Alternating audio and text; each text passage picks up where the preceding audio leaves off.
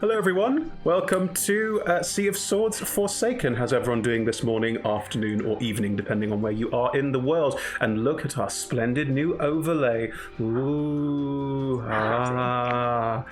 Look at how different we all look, and, you know, nothing's really changed. But yes. I don't think we look different. No, I think the screen... My beard's gotten bushier. That is fair. That is fair. Your beard has gotten bushier. It's amazing how much beard can grow in a week. Good. So let's kick off. We are playing Dungeons and Dragons. What would you expect being on twitter.tv/DND? For those of you who are unaware of what Dungeons and Dragons is, it's a tabletop role-playing game. All the people here play characters in a shared fantasy universe and roll dice based on their character sheets to do stuff, and I play the rest of said universe who does stuff at them, towards them, around them, you know, sort of in the general vicinity. So they have something to interact with apart from each other, basically.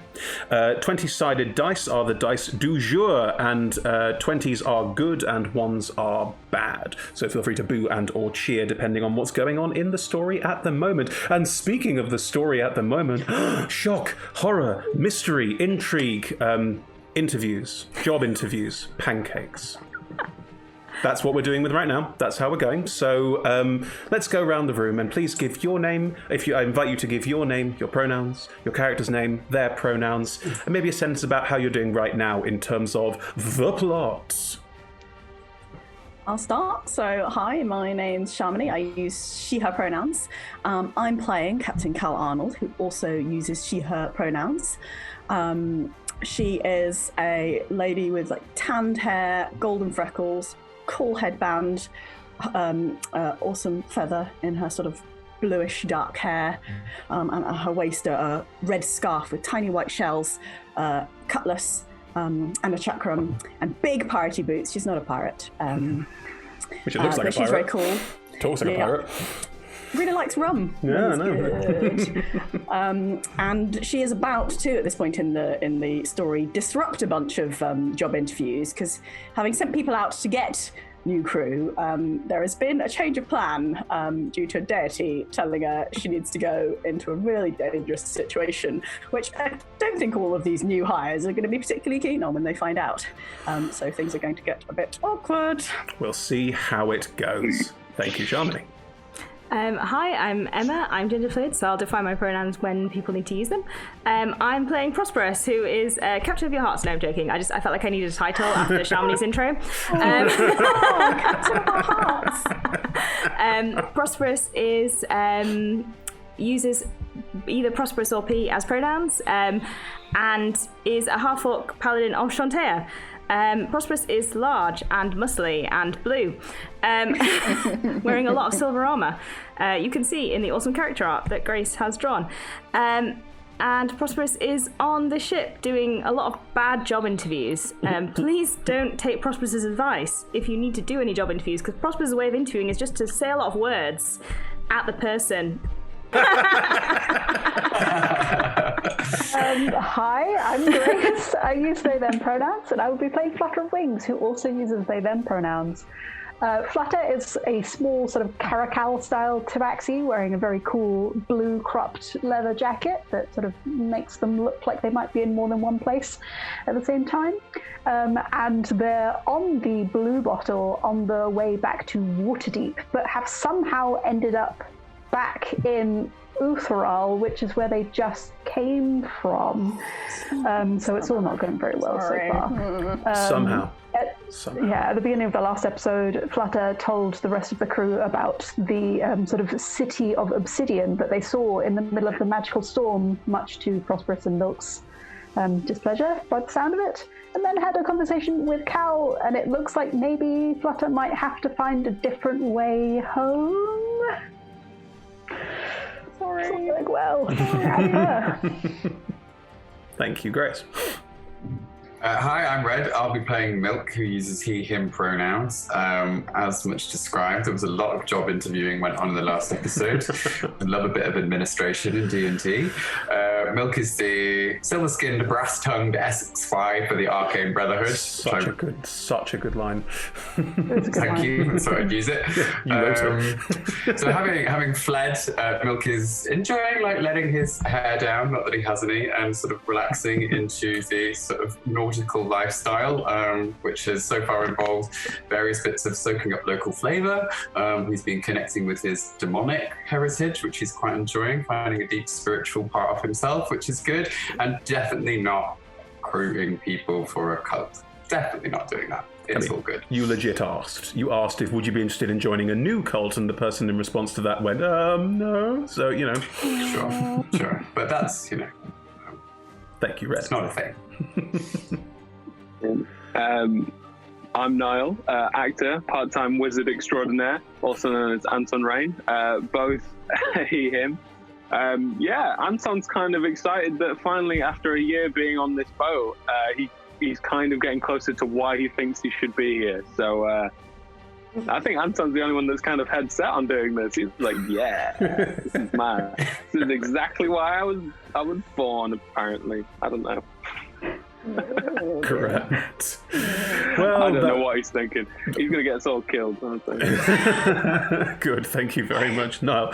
Cool. So before we kick off a couple of AOB, this stream runs for approximately 3 hours with a break somewhere near the middle. It's all improvised, so we'll have to find our way into and out of that. We're delighted to be sponsored. You can see all of the lovely sponsors arrayed all around us on our lovely new overlay. So we're sponsored by Hero Forge. Hero Forge offer fully customizable tabletop miniatures with dozens of fantasy races and thousands of parts to choose from. They've just launched Hero Forge Color. We had access to it because Kickstarter, but we've been able to use it to make minis for this campaign, but now it's available to everyone. So do please go check out Hero Forge Color ASAP and make yourself a fully color printed mini. No paint required. If you're like me and can't paint minis, this solves your problems forever. This is just awesome. I love it. We're also sponsored by Ultra Pro. Ultra Pro are not about miniatures. They're about all the other peripherals that come with tabletop D&D playing. So dice bags, dice boxes, dice trays, a lot of exciting new things that are coming out in terms of wallets, portfolios and folders and things to keep cards, character sheets, etc. safe. They also make a series of figurines of wondrous power, and we are giving away today another of our wonderful owl bears. We've got some very exciting new figurines of wondrous power coming very, very soon, which I can't wait to show you. They're so fucking cool. But in the meantime, this really cute owl bear will have to suffice. Just join us in the Twitch chat, say hi, say hello, say what is this? Doesn't matter what you say, but please say nice things. And you'll be in with a chance to win said owl bear, which we posted to you as long as you have a UK address because of competition rules in the UK. Thank you very much indeed. We're also supported by D&D Beyond. You can see their lovely Twitch overlay over our overlay, which shows you all of our character sheets on the left-hand side of the screen. My hand is in Emma's shard. Left-hand side of the screen. Just have a look there. You can see the wonderful character art that Grace did for this excellent campaign, and you can also see everyone's stats if you're into that kind of thing. It's all right there for you to take a look at. We're also supported by Idle Champions of the Forgotten Realms. You will see an Idle Champions chest code, there it is, below us at the bottom of the screen where it says chest code and then colon. That's written down there. Do pop that into your Idle Champions game for a free gold chest, and thank you so much for joining us from there. We're also partnered by Level Up Dice and Zavvi.com, but you can find links on our social media where you can buy stuff and look at their incredible new dice arrangements. I believe some people are wearing some of their Zavvi outfits today. Is that correct? Oh yeah. Grace got one. Nas got one. Excellent. Splendid. So you can grab those from the same link as well. Do check it out on our social medias and do support the stream. Thank you very much. Finally, we play with a diverse group of players who play a diverse set of characters with wide-ranging sexual and gender identities. Our tables are trans-positive, and we encourage and champion trans players, characters, and DMs in our games. The DMing players may portray characters that are of a different gender to their own, and while we aim to avoid misgendering, we do acknowledge it sometimes happens and have a company policy on misgendering should the situation arise. If you think we've missed something or missed an instance of that in our games, do pop something in Twitch chat, message us on Twitter, send us an email. We're very open to being corrected. We also use a bunch of safety tools as part of how we play together. You'll probably see pause cards waved around at some point today. That's mine, that's Sharmini's, a couple of those floating around there. Pause cards are a very good way to play safely at home. Thank you, Grace. I'm my best. We will also, you'll also hear us referring to lines and veils as part of play to allow us to avoid topics we don't want to have as part of our games. If you have any more questions about safety tools in TTRPGs, we are a big proponent of them. Our new safety policy is available also on our Twitter. There'll be a link in the Twitch chat. We also use stuff from the TTRPG safety toolkit. Again, the link will be in Twitch chat, so do play safely. Thank you very much. Right. I think that's basically it from all of our AOB. So time to dive in. Everybody ready? Everyone excited? What? Sea of Swords Forsaken, Episode 3.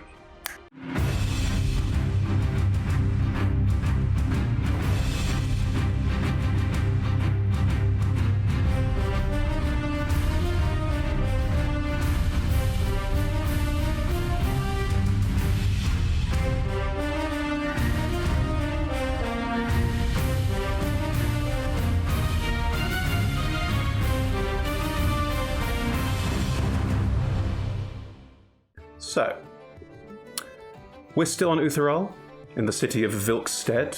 Some of the crew heading back towards the Blue Bottle, the ship captained by Captain Cal Arnold, and everyone is currently either part of the crew or a passenger on board. And some of us are coming, some of us are leaving, and some were heading into Vilkstead, going through Utheral with a particular goal in mind. Flutter, Anton, you were heading into Vilkstead. Where were you heading in particular? Flutter is heading towards the forge that they would have been at quite recently. Mm-hmm. Whereabouts in the town is it? Well, the forge that you spent a bit of time at recently is just outside of town. That's not surprising. No. You're, the person you were staying with, who I don't want to spoil too much who that is before we see them, is not particularly people-friendly and likes to spend a lot of time by herself, so she is very much outside town, at the very outskirts. Utheral is not a big island, and Vilkstead is not a big town, so effectively you're going to almost the other side of the island by getting through the whole town to get out the far side, where there's a side of the island that gets a bit more battered by sea and storms, and the forge you were at is just slightly in the space where sea and storms would hit it more uncomfortably, but the privacy was more valued than the comfort.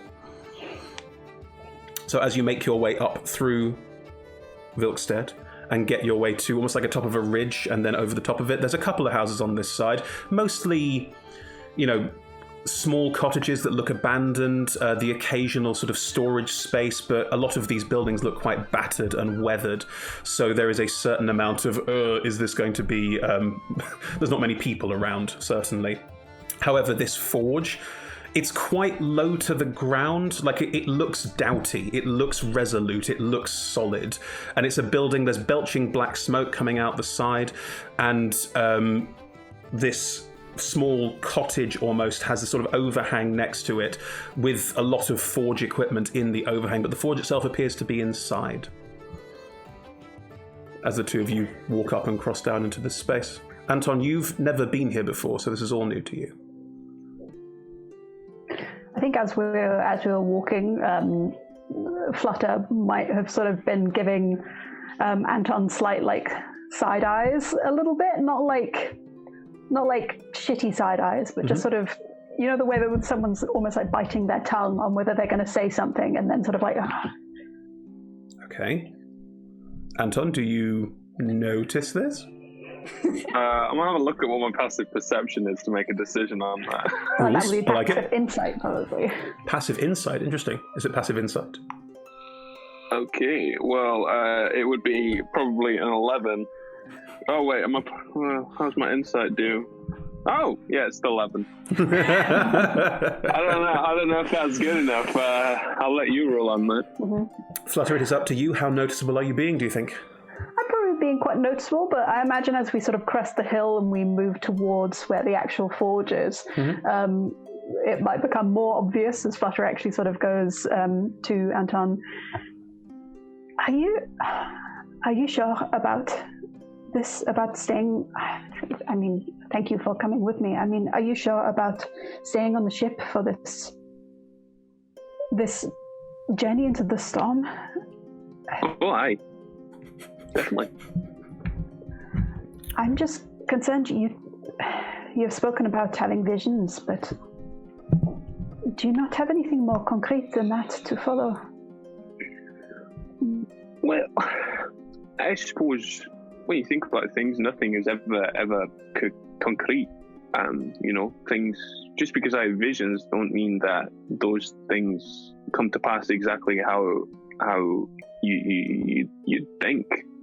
I've seen some terrible things, but it's more of feelings that come with them. And, well, I'd rather not run away from things and spend my entire life in terror. I'd much rather go try and see what's going on in the world.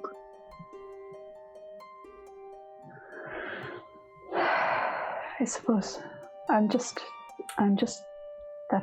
makes a lot of sense. I'm concerned that you are following the sort of ephemeral, that's hard to say in a French accent, sense of that this is potentially the right thing to do, with not very much really to back that up. Is there ever a right thing to do? I've seen some horrible things, and people do some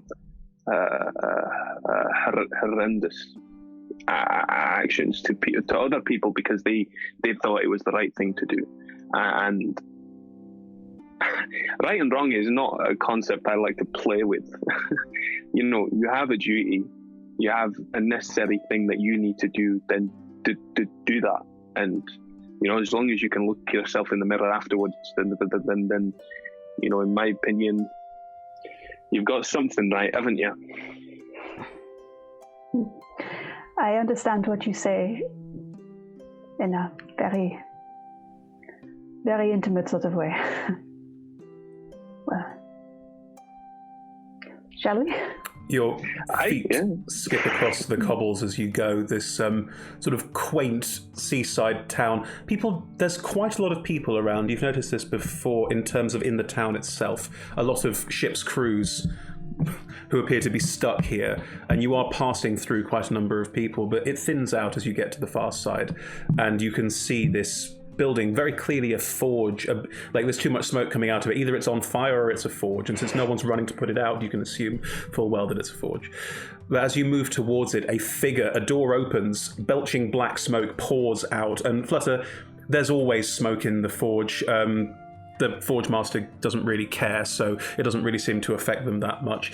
But stepping out of the forge, a large person straightens her back and looks up into the sky a little bit and wipes some of the soot and grime off her face. A Loxodon, an elephant human, twists their neck a few times and sees you both approaching. Maddie, it is. Hi, we are back. I am back. What the fuck are you doing here? Couldn't stay away from your excessive charm. Who are you? Pointing at Anton. Who's this? Hi, I'm Anton. You? Oh, that's nice. Good. Some friend of yours, Flutter? What is going on? Why are you here? You're supposed to be back with your partner and having a good life and all the other shit you talked about nonstop for a month.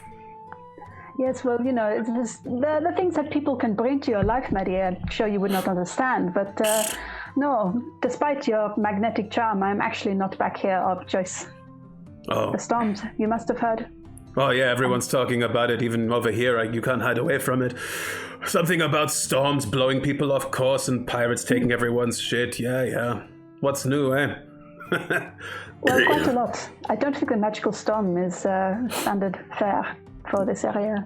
Flutter, when you've lived as long as I have, the idea of, this magical storm, or, this bunch of pirates, or, that Death Knight over there, you sort of lose interest over time, It's just... Would you like a cup of tea?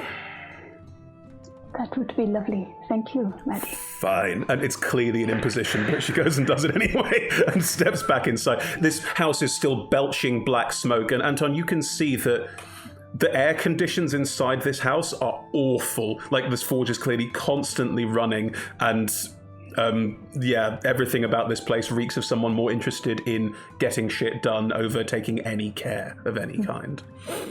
I promise it is not personal. Like if Maddie has gone on, promise it is not personal. She is always like this. to Anton. Well, you know, I don't have to live with her. Maddie comes out with a beer tankard and a small teacup. The only two I could find. Passes them in your direction. I'll take the teacup. Take the tankard. They are both full to the brim with terrible, terrible tea. Like, really quickly, sloppily made tea. The epitome of non-British made tea. Like, it's like tea you buy in a train station. Yeah, look at that. Look at all those faces. If you don't understand, live in England and buy tea at a train station. Good.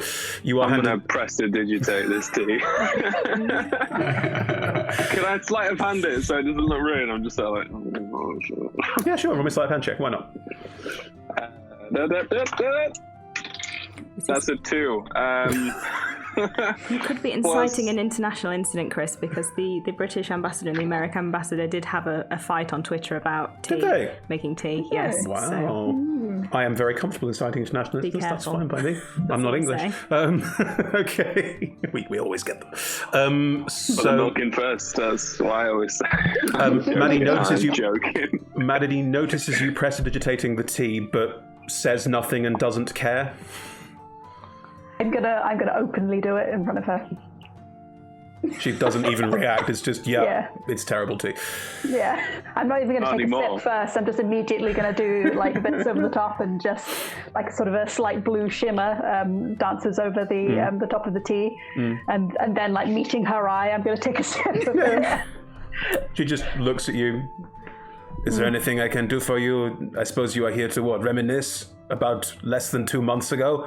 Yeah, it's been lovely. What a time it was. I figured you would not have spoken to anyone else since I was last here, and thought that I would make sure that you remembered how to talk. I talk to people. Name 2 of them. Who are not Anton and I. There's the, the person who where I buy the food. What's that called? Shop? Yeah, the person in the shop. He's really nice. He's really pleasant, and he likes me, and I like him. And his name is?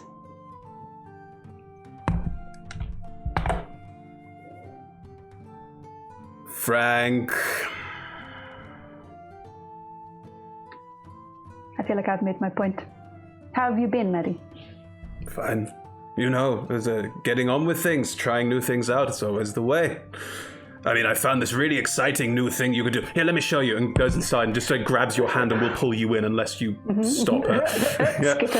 Yeah. Come, look at this. I'll walk in. Yeah. Inside, this forge is a complete train wreck. Everything is a complete mess, except for the pieces that are lined at various points. This is the kind of place where absolute chaos and disaster generates exquisite beauty, but in specific pieces that sit on tables, balanced awkwardly over a chair. It's almost like this is all, I've made something incredible, now I have to go and make something else. Maddie's clearly a very determined, very driven kind of person who doesn't really think about what happens to things once they are made. And she sort of goes, look at this, look over here. And Flutter, there is an axe with beautiful, intricate, almost Damascene coloration and striation across it. I don't know, this one, the water and the effect of how it came across. Sorry about the smoke, by the way. Both roll me con saves. Oh, God. Okay, I have been doing this since I was quite young. Yeah, advantage. Do I have advantage? Thank you. Lucky for some, isn't it? Ain't it? Austin received. No, Austin received. I rolled a 9. 17. Flutter, you are fine. You're used to this. Anton, you stop. It's a sort of constant, this is unpleasant air for your entire time. Can I open a window? You do. It doesn't change. Yeah, there are windows. You open a window. It's sort of quite rusty, unless it's never opened, and you just, like open it out, and it doesn't change the air quality in here at all because it's constantly belching out of various stoves and fireplaces and Forge Master sets. It's a smoky smithy, no way around it. But Flutter, you're being shown this beautiful axe, beautifully made, beautifully designed. Oh, and then I had it on this one too. And May's going to keep showing you what she's been doing for the past 2 months. And there will be 10, 15, 20 new items, all more beautiful than the last, all masterwork weaponry. You can see, like, Maddie is an expert in all of these things and mostly focuses on making weapons because what smithies generally need to do, and will continue to keep working until someone tells her to stop, frankly. So, yeah. It is the sort of shut-in's dream in many ways for her. Yeah, I think the dynamic there is very, like, it bounces between that sort of slightly, like, ribbing, antagonistic, but also genuine sort of pride and enthusiasm about the work and that sort of thing. That's the sort of the dynamic that Anton would be seeing as. And it looks like there's quite a lot of familiarity between the two of them. That sort of way that two people have been working alongside each other for a very, very, very long time.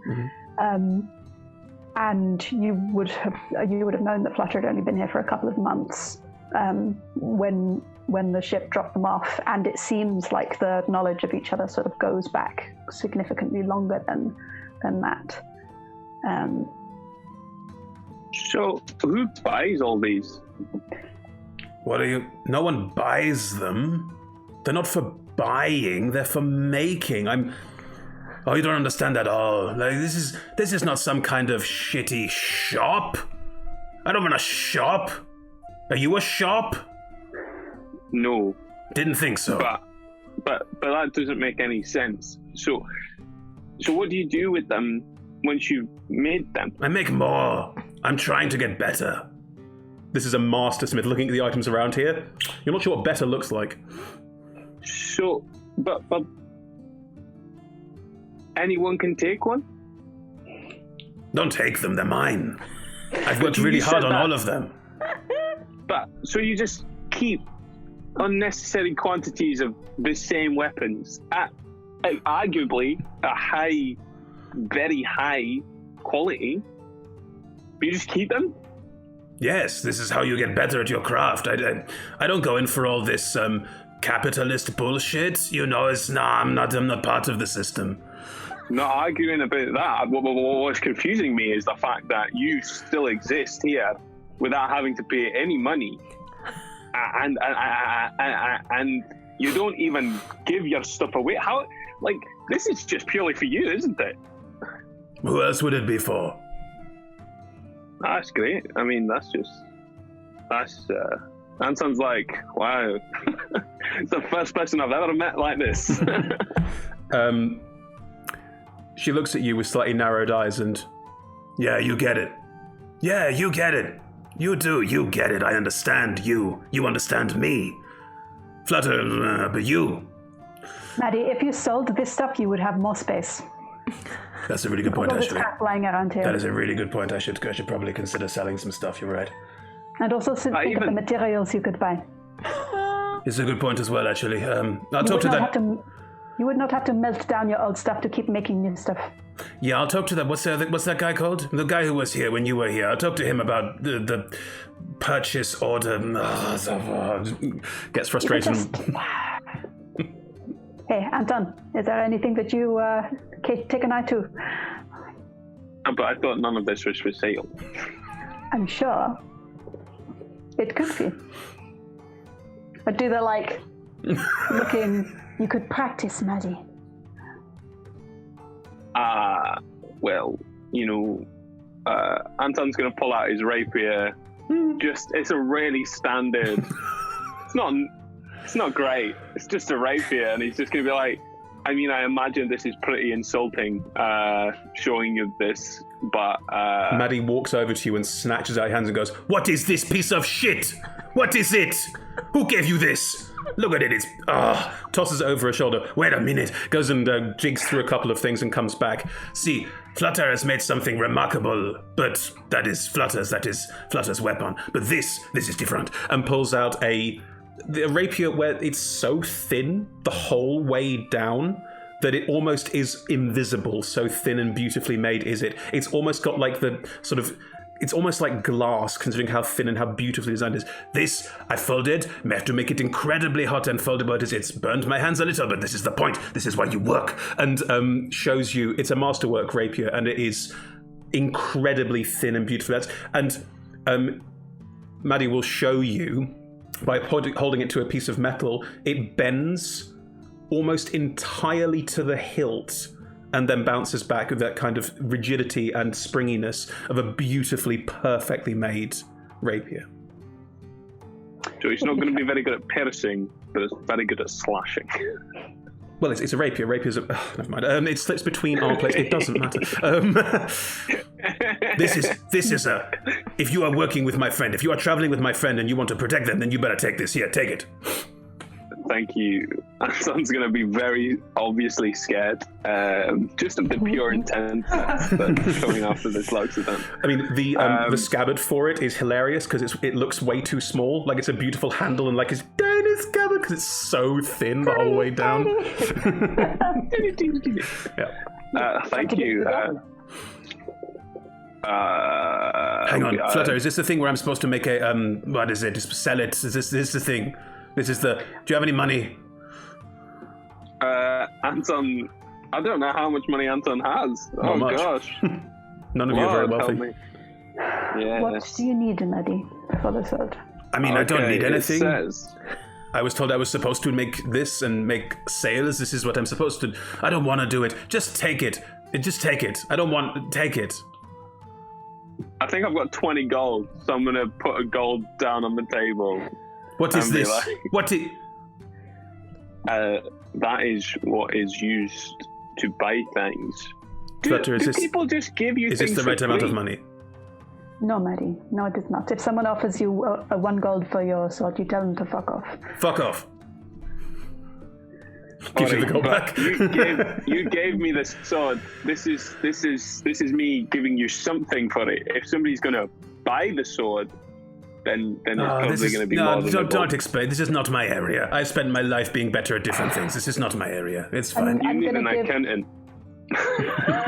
If I may, if she will let me, I'm going to give Maddie 300 gold. What is this? What is it for? For buying things, for buying food. I'm fine. My fridge is full of... It's not a fridge. My cool box is full of food. And the kitchen is, as always, a complete wreck. No one's washed up or tidied in months. It's just a disaster. Maddie. What? You could hire someone to help look after you. Why would I hire someone? I don't like people. Apart from Frank. Yes, Frank is... Who's Frank? I've taken the money off of my sheet. Okay. You can leave it in a pile on the table. If you put the money down on the table, you do note amongst all of the various detritus and crap, there is a letter, a note on the table that you recognize. You probably dropped it while you were here. It's one of yours from your partner that you probably dropped while you were here. It's just sat on the table. I'm just gonna pick that up and unfold that. Okay. It says, "Don't worry, I'm still in Waterdeep. I'll be there when you get back. Stop reading messages from someone who isn't there and isn't going anywhere, and climb a mountain or forge a megasword or that kind of thing. Kiss, kiss."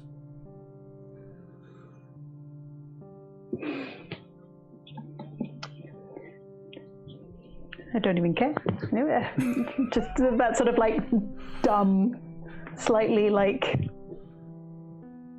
dreamy sort of smile, and then it's Maddie,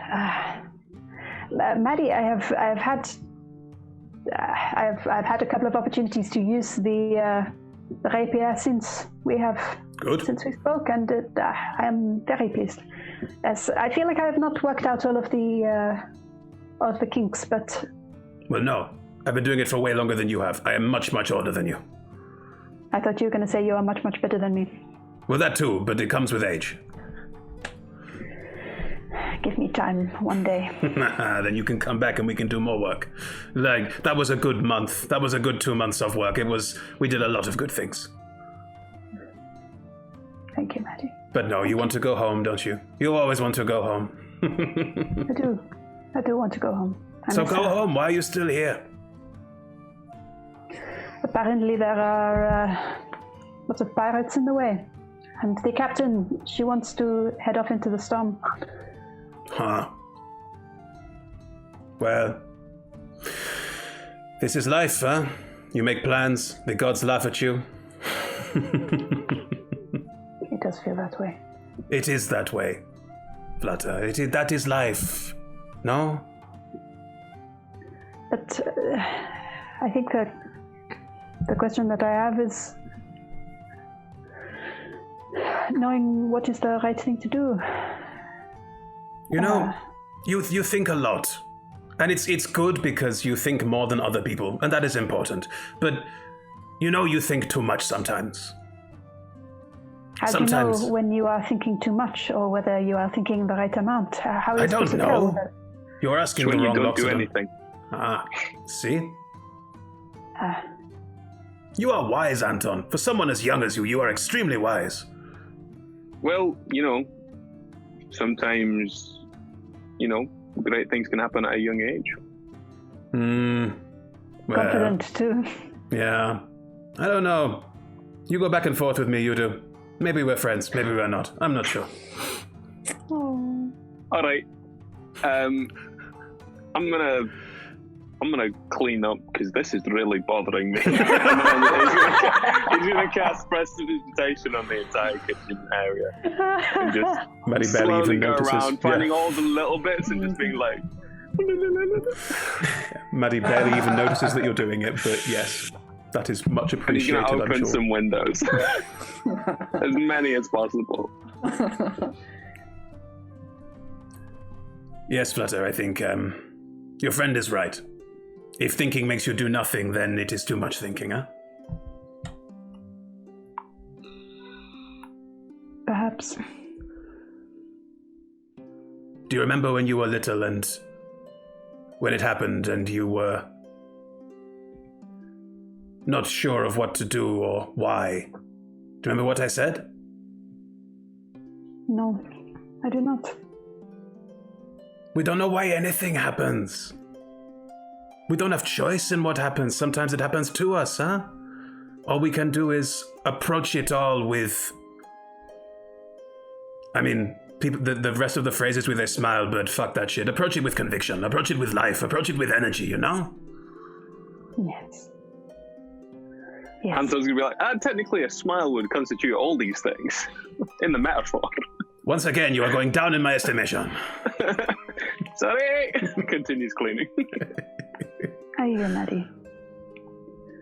And your assistance then was, I think, has helped me find that. Good. Don't forget, I helped you then, and then you made it better. Points at your leg. You made it. You make it better, and you can keep making it better, huh? And I have? Yeah, Every time? exactly. Now, you're both bothering me, but I'll let you keep bothering me if you want to, but don't you have someone to go home to in the long run? Yes, I do. Maybe. No, I don't. I wasn't talking to you, but fine. You fill your boots. He's cleaning. I presume you will eventually finish tidying up and tie up here and head back? Yeah, I imagine there's some remarks of like, why is there cheese in the meat section? I like that you think there's a cheese in a meat section. Why is there cheese in the garden? Will be the question. Or any other Black Books reference you'd like to throw in. Yeah, good. So, back on the ship. Dirty. Filthy. Back on the ship. Cal, you were just meeting this random person from the village who no one else has met and has any feelings about whatsoever. Annie, who volunteered herself as a cook. She's about to get yeeted off the boat. I need a shill. Is what's going to happen, I think. Introduce myself, Captain Cal Arnold. I'm Annie. It's a pleasure to meet you. And you can cook, can you? Hang on, Devon, wasn't it? Ugh. Lost the Sleazy. accent. I've lost the accent. Dodgy. Shit. Dodgy as fuck. The dodgy Don't do Annie. that. It's Well Devon done. first, then Dodgy. Still. Annie the Shell. Yeah. If you're Or- thinking about it too much, just say something. No, I've got it now. It's fine. We do. You can cook, can you? I am a marvelous cook. Really? I have worked on some of the finest galleys up and down this Sea of Swords, let me tell you. I mean, let me be honest here. If I was an exceptional cook, I wouldn't be a sailor either, but I happen to be good at both, so here I am. Annie's a bit older. Like, there's a certain, like, sort of... She looks like the kind of person who has a lot of time at sea and is clearly quite experienced at this sort of thing. If anything, Kel, there's kind of a blink and you miss her kind of, yeah, sure. Well, I mean, being any sort of a cook ain't necessarily a job requirement for this role, but that's good to know. You gonna bring any trouble down on my ship or my crew? Well, I can't say that I have a particularly strong feeling about trouble or that sort of thing. No, I've traveled these parts, I know my way around, but I'm not, looking for any trouble. Can I insight check? Please do. I'm definitely not queen of the water rats. Hiring someone is reasonable. Oh no! Wait, no. Don't forget you have a Yeah, minimum roll because of Rolled your... a 4, but my minimum roll is 7, I think, so 14. It's higher than that, isn't it? If you roll an 8 or below, it's an 8. Is it 8? 15 then. Annie seems trustworthy. Something about her seems completely harmless, is the word you would use. All right. We got a few different things to sort out before we confirm anything. You might want to stick around. I Right, just you need to are. talk to Fanric here. All right. Would you like me to No. stick around off the boat and return tomorrow, maybe, and have a longer chat then? Or I could wait here. Honestly, nothing's carrying me down in Wilkstead at the moment. Just wait there 5 minutes. That all right? Absolutely. Thanks so much. Thank you so much. And as she steps across, you do get the faint, like you can see from her movements and slightly twisted gait, she definitely has a wooden leg and is moving with a slight twist and move to it. Because this Treasure Island reference couldn't be more obvious. Fanric. Yes. Okay, so I gotta tell you something. You ain't gonna like this. I don't like this. Okay, I'm just gonna say it. Well, you've never really said anything I have disliked to the level of which of being upset or unnerved. You're not really that kind of person, really. So the fact that you're Well, preempting this makes me quite concerned, honestly. Let me try. Yeah, first time Alright. for everything. Alright. Okay, so we got a new plan for good. the blue bottle. We are we're gonna go sail into that storm that we met. Yeah, go find that. Sail into it. Right. Yep. So, before we do that, I was thinking we might want to give give the crew the opportunity to disembark should they so choose. This will be a optional Well, mission. that seems appropriate and very good of you, Captain. Yeah. Would I be overstepping bounds if I asked why? Well, it's kind of hard to explain. I ain't gonna explain it to everyone. Is it like the last time it was kind of hard to explain? What happened the last time? It was kind of hard to explain. You've had, I mean, let's face it, Charmony, Really? you're a cleric as well. Like, in you that have had case- moments in the past where you've asked the Okay, crew to okay. do slightly peculiar things because of demands from your god. Everybody, jump on one foot.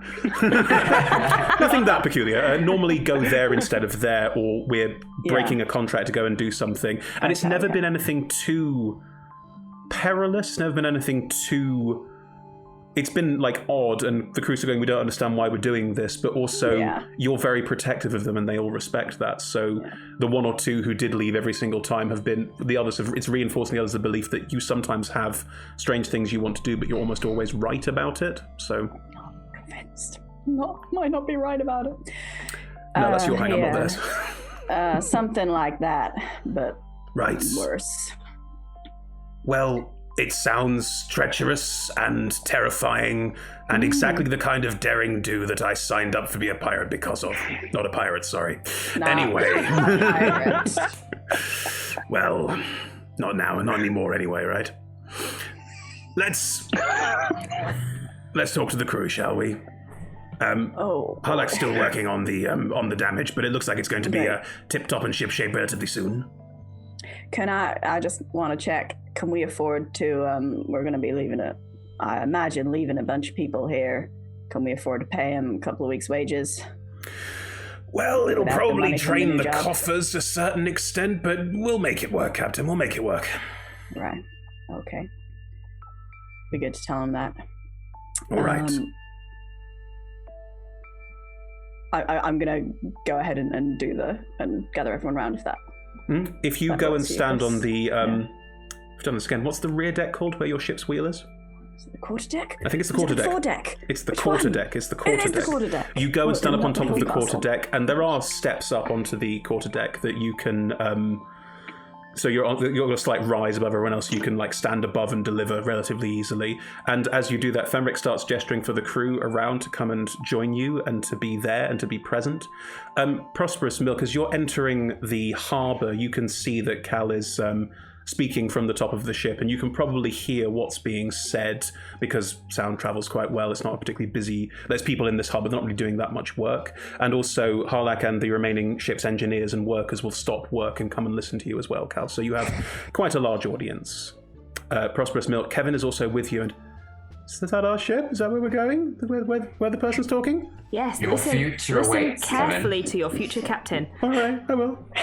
Potential, depending on whether she agrees to hire you or not. Sure. I'm sure it'll be a really lovely speech about how heartfelt and lovely the crew is. It'll be great. I'm looking forward to it. All right, listen up, everyone. We got a new job coming. It's a little bit different from usual. Puts some of our other plans on hold somewhat.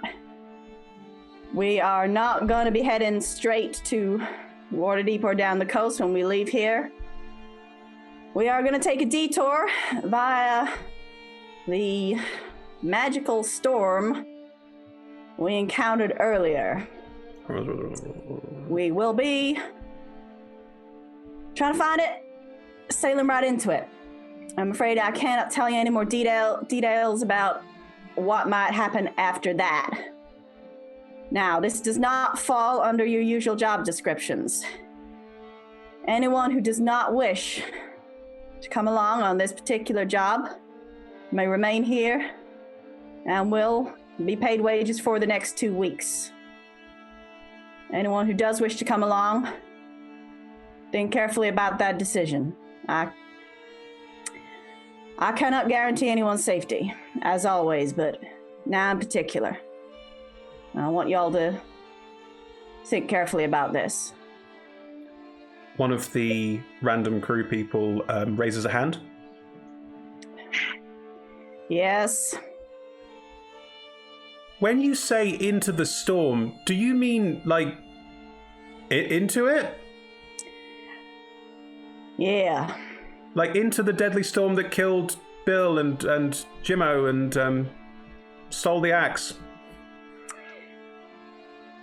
That is why I'm asking you to think very carefully before staying aboard this ship. Fenric is going to turn to say something when from the back of the crowd, and Prosperous Milk, you both notice this too, you hear a voice going, I mean, I'm not part of the crew yet, but if I may say something. If you must. It's a totally different accent. Is it? God damn it! It's West Country. I'm not part of the crew, but I'm trying to. I'm sorry. I'm sorry. I'm not part of the crew yet, but if I could say something. Yeah, if you must. Keep it short. I'm a big believer in following a captain's word and the offer of 2 weeks' pay because of hardship is something that most people wouldn't offer. It's a generous offer. But I think that speaks to your candor as someone who I've only just met and someone who is honest and cares about the people under their command and the kind of person who wouldn't put them willfully in harm's way. So, I mean, I'm not a crew member yet, but I'm in if you want me.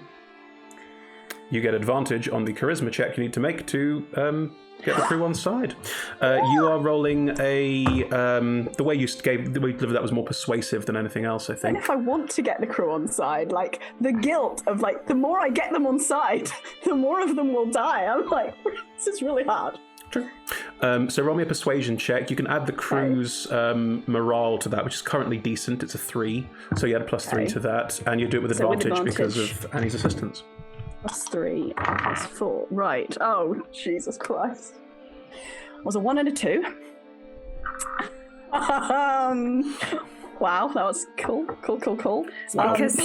Because she's a shill. Right. Yeah, plus 7. So 9. 9. A good third of the crew are sort of looking around, kind of worried and kind of like, oh no, this sounds a bit dodgy to me. Like you can hear the rumblings, and They should be. Can I jump off Eloise onto the ship, please? you'd have to go up the gangplank first, otherwise you're trying to jump up about 10 feet. I'm onto the back of Eloise and I'm scream. on, Yeah, you I'm probably on could. Eloise. That'd be Eloise is cool. quite tall. Interesting. Unnecessary. Roll me an but athletics cool. check to do this unnecessary but cool thing. Yes. D&D. I mean, to counter this, the only thing that will happen is I'll fall in the water, so, you know. In the water. I've rolled a natural 20. Plus 8, so it's a 28. Emma, you can describe whatever the hell you want that you do when you do it. Go on. I just want to stand up on the back of Eloise, jump, grab the railing, and like heft myself up onto the ship. Oh, people around it. What the heck? This is so exciting. Do you mean we're going to literally sail into a storm? I am so on board. Can we go now? Are you trying to do something with that roll? I'm trying to encourage more people to go. Okay, well then roll me an intimidation check, because that's what this is. That's very intimidating. I'm excited. You're intimidating with your excitement. I also have a +9 to intimidation. It's a good roll. Yeah, go for it. That's 21.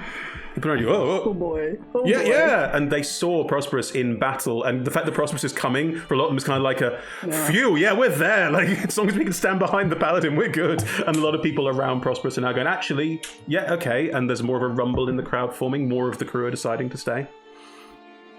I'm totally with you, Captain. I lift That my is sword up. It's good really to big. know. It's like the tear whole the sail. height of me again. You nearly tear the sail. It's so high above your head. Careful with that. Thank you. Sorry. I apologize. I have not had a chance to speak to you and our other passengers specifically about this. I have nothing to Change of apologise for. plan. This is so exciting. Storm adventure. Sorry. Right. Milk, Well- Kevin with you is just going, You're right, Kevin. Are you coping? This is what adventure tastes like. Come along, my friend. sick and a bit of wee? Exactly. You learn to love it. Oh. Come along. You drag Kevin by the hand, because I feel like you are. If I have to, I shall. You are, yeah. Okay. Is Kevin coming? I mean, I can exert more pressure if necessary, but You're dragging Kevin by the hand. Very definitely Kevin's just being dragged up the gangplank onto the between- blue bottle. me and Malinois, I feel there's a reason to be persuasive. Milanoe is probably floating invisibly unless you specifically say that she Okay. isn't. Otherwise, you No, get no. more people going, "Whoa." like pointing Melina away out. Let's leave her invisible then. Grand. So yes, Milk, Prosperous, you are back with Kevin, and Annie is there. Annie very noticeably spoke during that speech, so your nemesis has arrived. Anton, Flutter, I will say that you are heading back through town, and I have something else I would like to do with you if you're okay not being in this bit, but if you'd rather be there for this bit, I'm very happy not to do it. It's up to you. Oh, we have I a whole still need to side pick up quest. food. Yeah. That's great. That's what I wanted to do, but I wanted to check. I didn't want to take you out of the fun. Can I have a quiet, like, I wouldn't, like, draw the captain away until this bit is finished, but I would like to have a quiet word after this bit has finished. The crew are starting to disperse a little bit. I'm going to wrap it up. I'm just going to wrap it up by saying we are planning, if you do not come to return here, we don't know when, and that is, of course, not guaranteed. Any questions, talk to Fenric. And then I will turn to... Milk has his hand raised, which is apparently protocol, so... Right, more questions, okay. So I'm very clear on the what. I'm more like, what is the why, Captain? Perhaps a little stirring word on that subject. The why is this is the job we have, and I'm the captain. I will... Good, detailed. Love it. The why is authority, that's why. Transparent. chat with you downstairs as our esteemed guests, if you don't mind. Absolutely, Captain. The Fenric is being not mobbed. There's about 10, 15 crew that are going around Fenric. asking questions. It's not so much the can I leave, it's more of a if I do choose to stay and I get the money but then you don't come back, oh god, what does that mean? Like, there's sort of questions there, but you see most of the crew, thanks to Prosperous' intervention, are now more on side than they were. You may need to pick up another 5-10 people or so, depending on how many of these people around Fenric decide to leave. But at this point, there's only about... most of the crew seem quite content to carry on as usual. They trust you, Cal, and they trust that Prosperous will protect them. So. Oh god.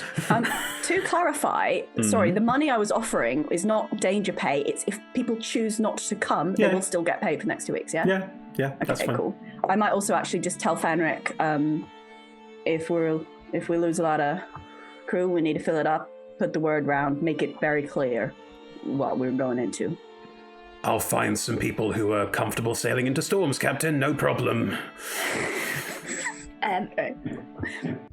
Milk, maybe leave your friend watching our new friend. Not Kevin, the other one. Yes, got ya. Have you? I don't. So I'll just psychically mention to Millinaway that the shill is here. The shill is here. Must have eyes on the shill at all times. I will have eyes on the shill at all times. Milk, who is the shill? The shill is that one over there. The one with the fluid accent. Thank you. I will go find the one with the fluid accent then. Well, what is distinct about Annie, visually speaking? Annie is the kind of person who you don't tend to focus on that much. A little bit like middle-aged, a bit older, like the kind of person who you would glide over very easily. The most distinguishing feature probably is that the hair, despite greying a little bit and tied back into a bun, still does have a slight taste of red to it, a slight sort of auburny red, but quite bright. I will taking point advantage of their just society. Right. Very much so. I will point the shill. I'll point Annie out to Millinaway. Annie will invisibly float over and be watching Annie. Annie's just stood on deck, sort of idly looking around. The picture of Harmless. Occasionally, if a crew person goes over and says thank you for your words and that sort of thing, is sort of, well, it's nice to meet you too, and is sort of engaging with people quite friendlily and clearly making some friends amongst the crew already. Very shill-like. Excitedly follow Cal downstairs, looking really happy. Cal, where are you going? Super happy. I thought Cal invited us downstairs to have a word. I'm gesturing them. Okay, you do have captain's quarters inside the quarter deck where no one will join you unless you invite them in, where no one will bother you. It's down one. It's down one. Yeah, it's down one floor. Is it on the floor? Fine, okay, you go downstairs into the captain's on the main quarters. deck. Sure. And my quarters are next to the room where we keep the boards. So I will gesture us into that one where we had dinner. This is so exciting. I am so thrilled. Oh, do you think there's going to be no, they killed the Kraken. Damn it. Right. You can keep dropping hints all you want, Emma. I'm not putting a Kraken in this campaign. It's done. I was planning on apologizing for the change of plan, but it seems you're quite enthusiastic about that, which is nice to hear. I should probably apologize for suggesting that you both may have had something to do with our earlier encounter. It seems that is not the case, and I'm very grateful that you still wish to stay aboard. I mean, to be fair, we do both look like people that a storm might follow. That wasn't offended in the slightest. But I am curious about how you've come to determine that we are, in fact, the innocent figures that we are. I didn't go that far, but okay. So I believe, as passengers on this ship, I do owe you somewhat of an explanation for this situation we found ourselves in. It's not something I would like shared widely, but I used to be a cleric. And from time to time, instructions are provided from on high, and I have something of an obligation to follow them. I'm afraid I don't actually know why or what we can do in this storm other than to get ripped to pieces. I'm told it's for some greater good, but I have to emphasize I can't make any promises. The greater good may be we all die, end up at the bottom of the ocean. That's the way that goes. You can't tell. As someone who has similarly suffered at the whims of powerful, mysterious beings, I offer you my advice. Get rid as soon as possible. Do not leave yourself to such whims. But I understand when one's under the thumb. I mean, sometimes they can be really useful. I mean, it depends. Like, they're not all evil and, like, nasty and, like, I mean, it's not all bad. They all want to dictate what we do. That's Look not at what's true. happening to Captain Cal here. We're being sent to certain I've never been told what death. to do. No, that's true. Shorthair does seem far more reasonable. Zach, you just do it without being told? I don't know, because I've never been told what to do, and also, I don't think I do anything that's that predictable. Who knows? That's true. That is Someone true. else can research it later. Well, if it comes to a point where getting rid seems like the sensible option to keep people safe, I assure you I am bearing that in mind. However, for now I have decided to take the job, and you are both very, very welcome to come aboard with us. I feel I must, if you will be joining us and putting your skills to use, I must, and she takes out the coin purse that Milk had given her, return this. Oh, gosh. Yoink. Speaking of jobs, the shill. Oh. Well, first, allow us to introduce your new chef, Kevin. The whole time! You brought Kevin! Of course. I've been meeting. Of course. Oh, boy. Kevin, He doesn't look much, Nice to but... meet you. I don't want to come. Yes, you do, Kevin. I really don't. Oh, if you don't want to come, Kevin, you really don't have to come. It's not true at all. You do have to come. But This there is your storms. adventure. No, look, Kevin does not. Kevin, you can stay. But you all seem to have really, really powerful people who either want you to do horrible things or you just do things and it seems to be fine. And I'm a bit out of my depth. Who is this person? And why are they here? This is Kevin. This is your new chef. I can't cook. You can, Kevin. You just need a little bit more confidence in yourself. Oh. Stand up straight. It's the world. I really don't think we should force Kevin to come if Kevin doesn't want to come. However, I do think you should probably not hire the person who was on the deck of your ship because she seems really janky. That's also true. Janky. The lady who gave the nice speech? Yeah, clearly a shill. What? A shill for who? What are you talking about? For someone else. They clearly have an herself. agenda. Yes. That speech, you could tell just from the speech alone, Captain. That was clearly the work of a shill. It was an annoyingly good speech. Exactly. I must say. Annoyingly good.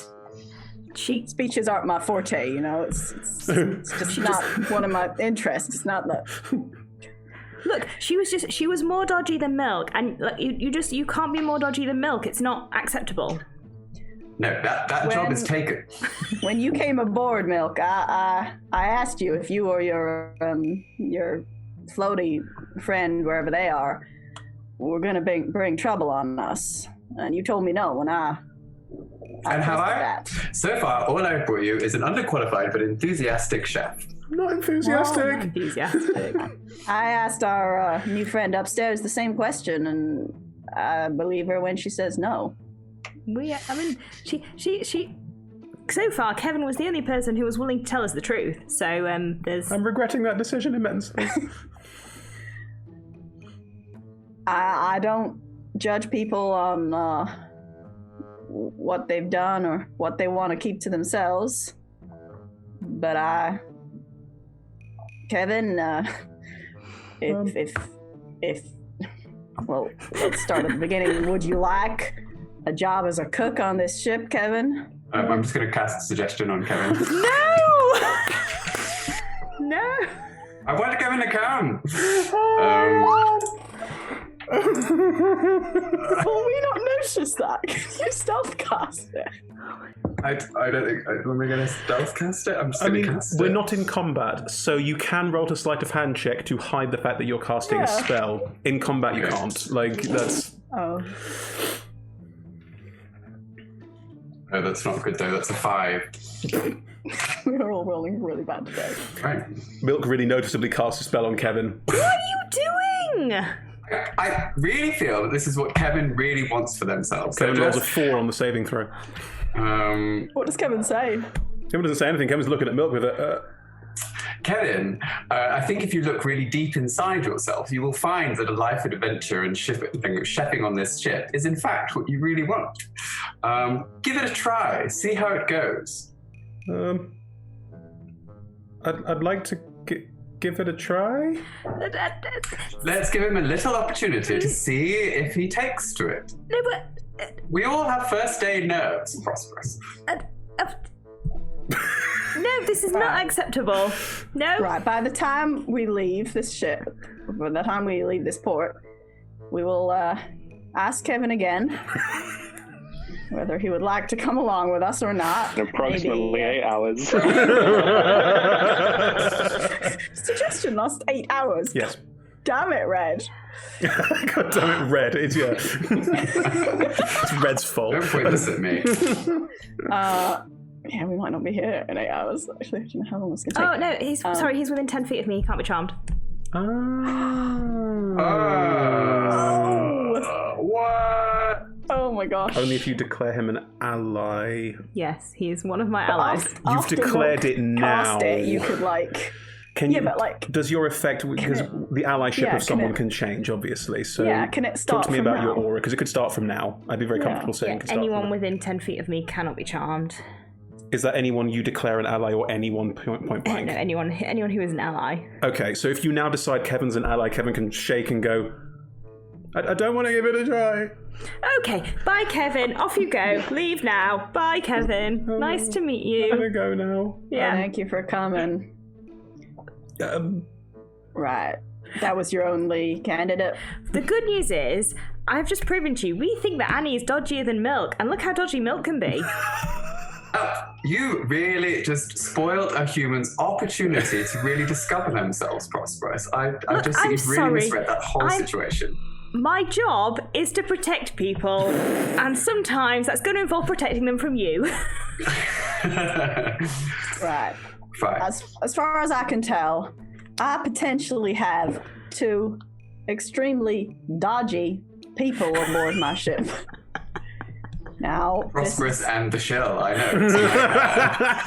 Absolute nightmare. this is something that I will keep an eye on, and I thank you, Prosperous, for bringing both of these to my attention.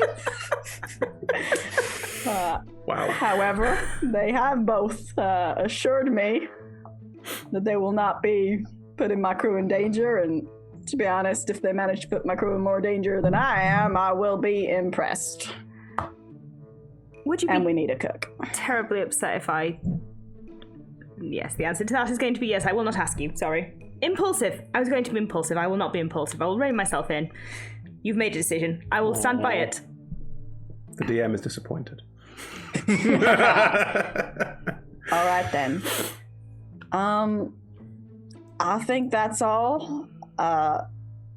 We will be heading off. We'll be heading into a storm. I believe you know everything you need to know, and I was again not going to apologize, but I'm glad to see your enthusiasm. Great. I'll go maybe see if I can help with the repairs. I appreciate as well, Prosperous, you still being willing to come along on a ship run by Captain Grumpy Lady. It's good to have you. I presume that is just in this room. I will not call you that again. Sorry. You ain't on my crew. You can technically call me what you like, but... Right. Cal, Prosperous, Milk. The ship is going to still need some repairs and will take a couple of hours to be repaired. You arrived here relatively early in the morning, so the repairs will take the rest of the day, and it will probably make sense to travel first thing in the morning. So there is no rush. Oh, great. Let me know if you have things you want to do in that time frame. However, before we get to that, Anton, Flutter, you are returning from your excursion, and you are walking back through Vilkstead. As you walk back through Vilkstead, these cobbled streets winding their way back down towards the harbour. Anything you're discussing in particular? She must have liked you to give you the rapier. I think sure. Yeah, I'm very grateful for you purchasing that. I see you're quite a wealthy person yourself.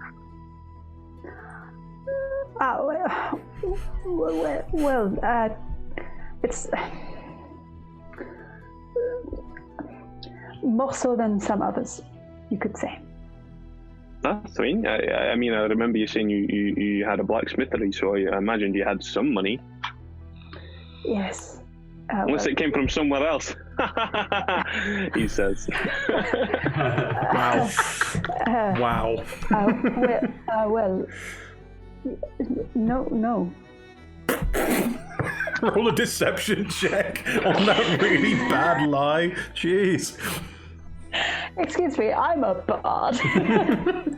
I mean, Flutter and Milk sugar daddies, not so different. Wow. Excuse me, our sugar daddies are on different sides of the blood war. Wow.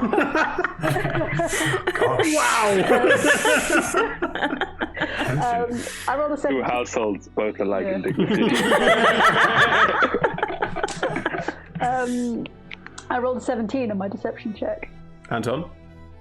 Oh, God. I rolled a 9 on the dice. Don't rub it in. Let's have a cheeky gander. Okay, so we just got a solid +1. That is a 17. Oh no. The dice I see giveth, through your lie. the dice taketh away. The money's come from somewhere else. Yeah, Anton is just gonna leave that. So worth it. It was so worth it. He's just gonna look knowingly because he's not charismatic. So he's just gonna look at you like he knows you're lying. You know that he knows that you know that he knows. Great. Well, so you said you wanted to buy some sweet things while we were in town. So, yeah. As you say this, on your left, you notice there's a shop with mullioned windows, and What does mullioned mean? oh, their windows are quite thick glass where there's like a design built into the glass, like it's quite a heavy window. And through that, you get this beautiful splashes of colour. And looking through the window as you pass, there are these very high wooden shelves, all sort of small partitioned, with these beautiful, large Kilner-style jars that are just full of these tiny little pockets of colour, that explosive flavour around you. And the mullions of the window kind of make the whole thing look kind of swimmy and dreamy as you pass by it. And on the window, in large letters, it does say Sweet Shop. There are too many E's in Sweet. Like Are we more in than three? Brighton? Yeah. Just thought I'd check. Yeah, okay. I mean, we're in old school Brighton. If we were in today's Brighton, it would be called Sweet Shop with 4 Z's, and they would be selling all sorts of nonsense. But yeah. True, there's definitely ye olde sweet shop. Yeah, there's in two Brighton. very different sides to Brighton. But yes, as you walk past it, there is a door on one side, and some kids come running out, and the door swings, and this very cheery bell rings as they all go running, happily shouting into the streets. Well, this one, I mean, this looks like the place, no? Nah, this feels like something set up for something. I keep walking. Hey, if you're not buying any sweets, I am buying sweets. We're going, definitely. Yeah, Anton's like, yeah, I mean, this would be very nice for some just nice treats. I hope they've got cake. And then he walks in. We should maybe go to a bakery if you want. As you head inside, you can see there are 2 figures, both gnomes, running around various bits of the shop, dealing with about 10 to 15 customers. And there are these beautiful step ladders, which are all on wheels, that are being slowly glided around so that they can be climbed up in a jar, grabbed off a shelf and brought down. And these 2, both of them female gnomes, are running around. Just, oh, and one, yes, of course. And they're just moving around and very quickly putting together orders for people at the desk. Most people here are a little bit younger. There's quite a few kids. There's also a couple of slightly older people with a slight twinkle in their eye and a slight furtive, probably shouldn't be here, kind of look about them, who are also ordering things from the counter. The queue is very quickly whittled down. It's a very quick, speedy operation. And as you get to the front, a gnome whizzes into view and, hello, what can I get you? Well, we're just looking for something nice to have, just for the next few days, something that lasts, a week. Oh, we've got a wide variety of hard-boiled sweets. They tend to last a bit longer and not sort of melt or decay over time quite as much. I mean, there are some we found in a packet that was from about 10 years ago, and they were still fine, weren't they, Marjorie? Yes, they were. Yes, so you can definitely have those. What sort of flavours are you looking for? We've got sherbet lemons, rhubarb tarts, lime and chocolate. We've got all sorts of different things. What can I get you? Do you have any chocolate? Well, that one tends to melt if you keep it for a long period of time, unless you're going somewhere particularly cold. I like melty chocolate. I like cold chocolate. Well, in which case, I'll have chocolate. A wide variety of chocolates. We've got sort of a milky one and a darker one. Ooh, we've got some with extra flavours in, so some ginger or some chili and that sort of thing, if that sort of thing floats your boat. All of those sound perfect. Like one for each day would be nice. One for each day in a week. Okay, yeah, of course. Just for 7 different selections. A selection of chocolates for you, of course, no problem at all. And for you, looking at Flutter? Do you sell humbugs? We do, of course we do. What flavour? Well, mint humbugs. Classic mint, no problem. We've also got passion fruit, or there are some of these very new ones. The humbugs are specifically mint, aren't they? You can get fruity humbugs that are still minty these days, yeah. Also, if I could get some, maybe 3 bags of boiled sweets. Just a random selection. Less about the flavor, but some that are teal, some that are sort of a bright yellow color, and then some that are red, please. Oh, colour coordinate. Of course I can, no problem at all. It's absolutely fine. I'm very happy to help. Looks over the 2 of you and sort of leans forward slightly, and you 2 look like you're more of the sort of adventuring type. Would that be correct? Well, we have just sailed in from a magical storm. Well, it says it all, doesn't it? Are you looking for something a little more magical? Do you sell magic sweets? Under the counter. Anton looks under the counter. It's a metaphor, darling. Metaphor. Oh, never mind.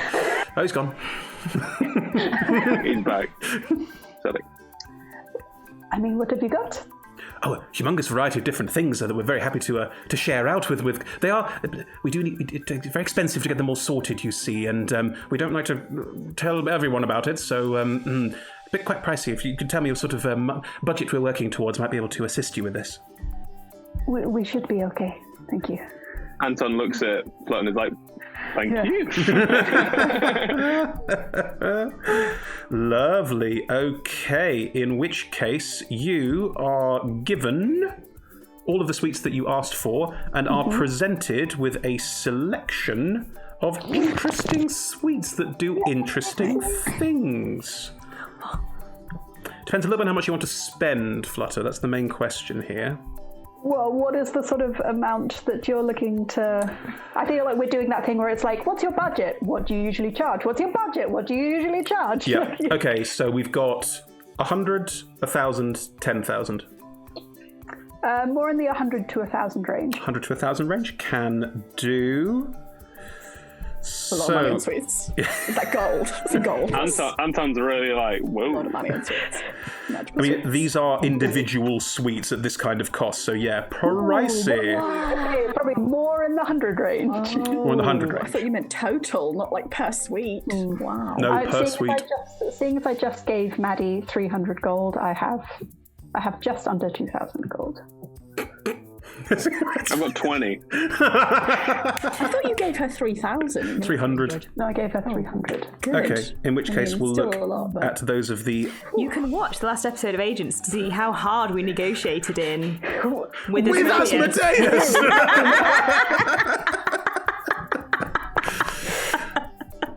Okay, the options you are given. There is a very strong mint that you are reliably told contains a mote of elemental air. I won't tell you what they are until you board. Is that what the gnome says? Yes, contained within is a mote of elemental air, and this one contains a mote of the plains of fire. And this one is very sharp, almost like it's a very, very, very sharp lemon, but it sort of infuses you with the ability to avoid some of that sharpness, if you will. And this one's my favorite, and pulls out it's a tiny jelly bean, and it's speckled in a very strange way. This one, well, let's just say, want to be eating this bean, you can decide whether you want to be a bit bigger or a little bit smaller. Oh, we don't need that one. Why do we not need that one? I can do that. Oh, I mean, I wouldn't mind. I'm intrigued by the mote of elemental magic. How much are we talking for each of these sweets? Well, we've got 5 of each of the elemental air and elemental fire ones, and they'd be 100 gold apiece. And so what about this sharpness sweet? That's also about 100. This is a bit more, about 125 gold apiece, and we've got about 5 of those as well. Shall we take maybe 2 of each? If you like, a grab bag, if you will. What do you think, Anton? Well, I wouldn't waste money on the large and reduced one. Though it is very, very, very, very, very impressive that you have managed to conduce sweets into. Is it like potions transferred into sweets? Is that how you do this? No. We just make the sweets. We're sweet makers, but we're also illusionists in our spare time. So these aren't going to work. No, we're also... Do you want them or not? No. If they work, we want them. DM to player, they work. Player to character. Oh. I'm joking. All right. I think you're on the right lines. Let's get a few of the fire, a few of the air, and a few of the old sharpness. Lovely stuff. That's on it being not Anton's money. Hey, look, I offered. Yeah, and Anton doesn't care about that kind of thing. He's got -1 charisma. He doesn't understand. Well, lovely. Well, then here you are, and we'll give you all the sweet bags that you asked for, and the chocolate for Anton, which will come to maybe a couple of silver. Sweets are not expensive. Okay. And you will also get 2 of the air-infused ones, 2 of the fire-infused ones, and 2 of the very sharp lemony ones. Are you going to add these to my sheet, Chris, or should I I'll tell you in the break. search for something? Ooh, okay. Wonderful. How much? So That's 600 gold. No, plus 620. gold. No, 650. 650 gold. 40? You said 120. 5. 650. 650. So you're still well in the money. Oops. Could I purchase like a big jar of sweets just for the crew? A general jar of.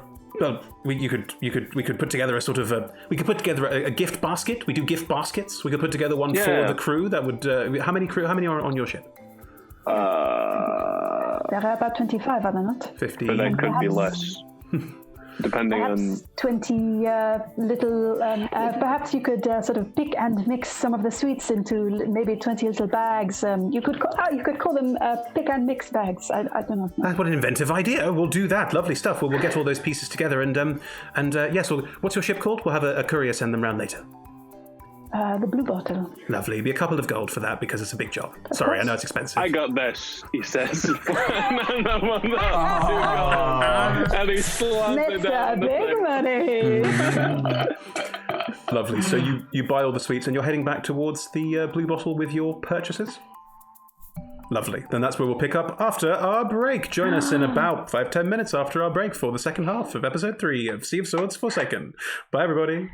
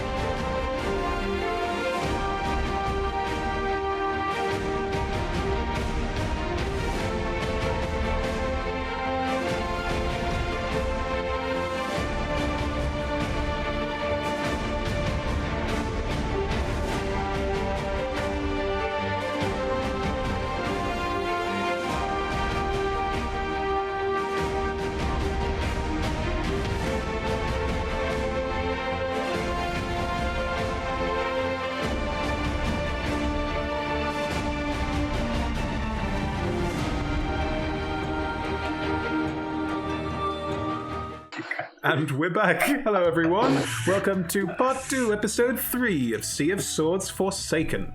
So, this lovely group of reprobates were all on board the Blue Bottle, bar Flutter and Anton, who were returning to the Blue Bottle, having procured sweets for the crew, which will be delivered in a gift basket of pick and mix bags, which is an excellent marketing idea, Flutter. I don't know where you got it from.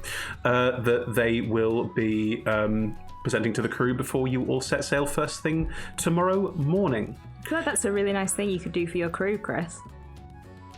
What was it? Provide pick and mix? Oh. As in- For everybody, wow. For everybody. Wow, that is a really nice thing. That's a great idea, Em. Yeah. Damn. You want to wow. order everyone pick and mix into our little lockdown bubbles. Is Yeah. what you mean? Okay. Yeah. Okay. I'll put it on the list. I'll put it on the list of things to do. Also, we didn't ask the names of the gnomes, but Chris, if one of them's last name isn't Wool and the other one's last name isn't Worths, I just don't know what the point is. I mean, ye of little faith, but you didn't ask. Yeah, they were talking. They were going to say how close they were to retirement. Good, right. So Woolworths didn't retire. Yeah, I thought their last name would be like shut down. Wow.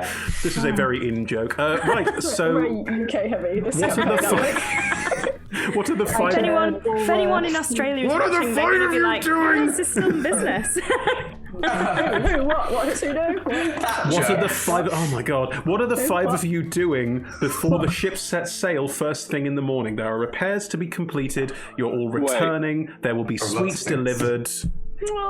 Okay, so we haven't. So Flutter and Anton haven't got to the ship. Are we skipping some time? Is what I'm saying, because Yeah, we don't have to- weren't at the ship yet. there's something I would have done. Oh, in which case, before- please start with that. if we arrive at the ship and we find out that Annie is a new crew member, I would like to cast Detect Thoughts on Annie, because I have written down here Yes. Annie and the water rat. That's true. And Anton is very smart, and he's going to turn around, okay. look at everyone and be like, Let's roleplay all of that. That's lovely. So we'll do your arrival on board ship. That's fine. So you two are heading back to the ship where everyone else is. Prosperous, what are you doing while they're doing this? Can I? I'm going to go to Harlequin and offer to do repairs. What I would like to do is do Sounds repairs great. near where Annie is standing, and accidentally, knock her overboard. Not because I want to do her any damage, just because I think it would be funny, and I'm bored. Prosperous, I am bored, and I think it would be funny, and like knock her overboard. Also, she won't be behind our backs, so I'm fully understanding that she will just climb back on the ship, but she will also be wet, and She will also be damp. And in the end, isn't my that the real gosh. truth? Good, lovely. So Making as it you look like an accident. yeah, no, it's entirely accidental. I'm just being really clumsy with my repairs. I also feel quite big and you have I'm a big really sword. big. What, I'm not. Wasn't Annie I'm also not doing very repairs with my sword. Oh, okay. please I tell seem to me, remember Annie also being big. Annie For a is human, maybe. Annie is a large human. This is true. She does have a stoop, and she does sort of obviously her leg does mean that her mobility is somewhat reduced, but she is quite large and quite sturdy. This is true. Ross, as you walk past, and are you trying to sort of shoulder her? What are you trying to do? No, I would be doing repairs and then accidentally. Hitting her with a hammer? No, like as I swing back, maybe like accidentally getting her with my elbow. Okay, I understand. Now, what you first need to do is roll me something to make it look accidental. So I think that's probably performance check, I would say. Yes, that's good. oh no. Oh, no. My bad. Oh my gosh. That's a 15. my crew. Yep. Okay, That's pretty good. That's cool. You roll a performance check and you go whoop and just lean back and just bump into her with enough force to try and push her over the side of the ship. That is fine. Can you please roll me it's a contested grapple, this, in game's rules terms, so can you roll me a contested grapple check, Athletics? please? If you like, sure. Well, it has to be athletics for me if it's a contested grapple. Yes, it is, that's correct. I've rolled a 27. Yeah, she stumbles back a couple of paces, getting knocked off her feet. People around are going to try and grab her because obviously it's a mistake. You just said she has mobility issues. I hope she can swim. Yeah. She's a I bet she can drown just fine. Swim. Wait, so people will save her before she's not going to drown. She steps back a few steps and goes over the edge. Just was flying over the edge. Oh no! Whoops! People around just and look at you. I didn't mean to do that. Roll a performance check. Oh my god, this is That was on the push, not the deception, probably. Oh my god. That's 16. Roll high. Okay. Oh no! Everyone just sort of agrees you and sort of runs back, and people are walking off the ship and helping. Are you looking to see what happens? I mean, I'll just glance over to check that she's swimming. Looking down into the water, she is swimming and just looks up at you with a kind of raised eyebrow. Sorry. That's all right. Nothing to worry about. No harm done. Thank you. And is lifted out and is clearly playing up the older person. Oh no. Oh, I've fallen. And is playing up that sense of needing support and looking at people are sort of helping her out of the water and patting her, going to get her a cup of tea. And she's sort of sat down. A lot of people fussing over her right now. A lot of the crew seem to be taking rather a shine to her. Wow. Made it Milk is worse. opposite side of the ship, just gently sort of shucking pistachios, I imagine, casting the shells. Something really useful. And just slightly gladdened by the scene that's just unfurled and how his influence is rubbing off on Prosperous. Oh my gosh. Fine. Yes. Anton, Flutter, you come on board the ship as you see Annie sat there, just being toweled off. Stefan's come over and gone, "Are you all right? Let me give you a towel." "Oh, you're very kind, thank you." And all scrubbed down and a little shawl over. And right, why don't I head down to the kitchen and start making us something warm in? I think I need something warm in now, don't you? And can you show me to the kitchen? You young man. Sorry, not young man. You young person, to Stefan. Can you help me down into the ship? I'd be delighted to. I'm very happy to help. And gives her an arm, and she takes their arm, and together they walk down. And as she walks away, I just go, perhaps be more careful, and tap her on the shoulder and cast prestidigitation, dry her off. Oh, lovely. And she... I haven't met her before. I don't know who she is. And so, as she shakes off in the water, sort of... Oh, you're very kind. Thank you. And you are? Are you part of the crew as well? I am Flutter. Yes, well, not crew so much, but we are... I am getting... Travel? What's the word for the thing that I'm doing? Thank you. I am getting travelled places. Yes, I'm a passenger on a ship. I'm heading back to Waterdeep. Oh, lovely. I think I'm the new cook. It's not been confirmed yet, but hopefully my cooking will make us all a bit happier now. I'll go and get started in the kitchen. Could you show me the way? And is being guided downstairs. My name's Annie, by the way. Lovely to meet you. Anton, you're right there. Have I heard about Annie? You were there in the discussion with the very Scottish captain. Yeah. So Flutter's eyes are going to go wide, and the camera pans to Anton. Anton's face is dead, and then he just goes.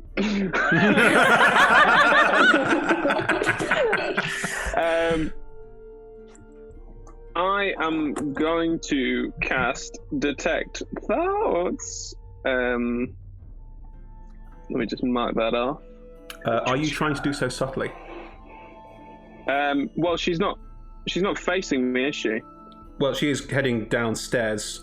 What's the range on Detect Thoughts? How does it function? I'm just trying to get it up there. There we go. So, it is a... It's on myself.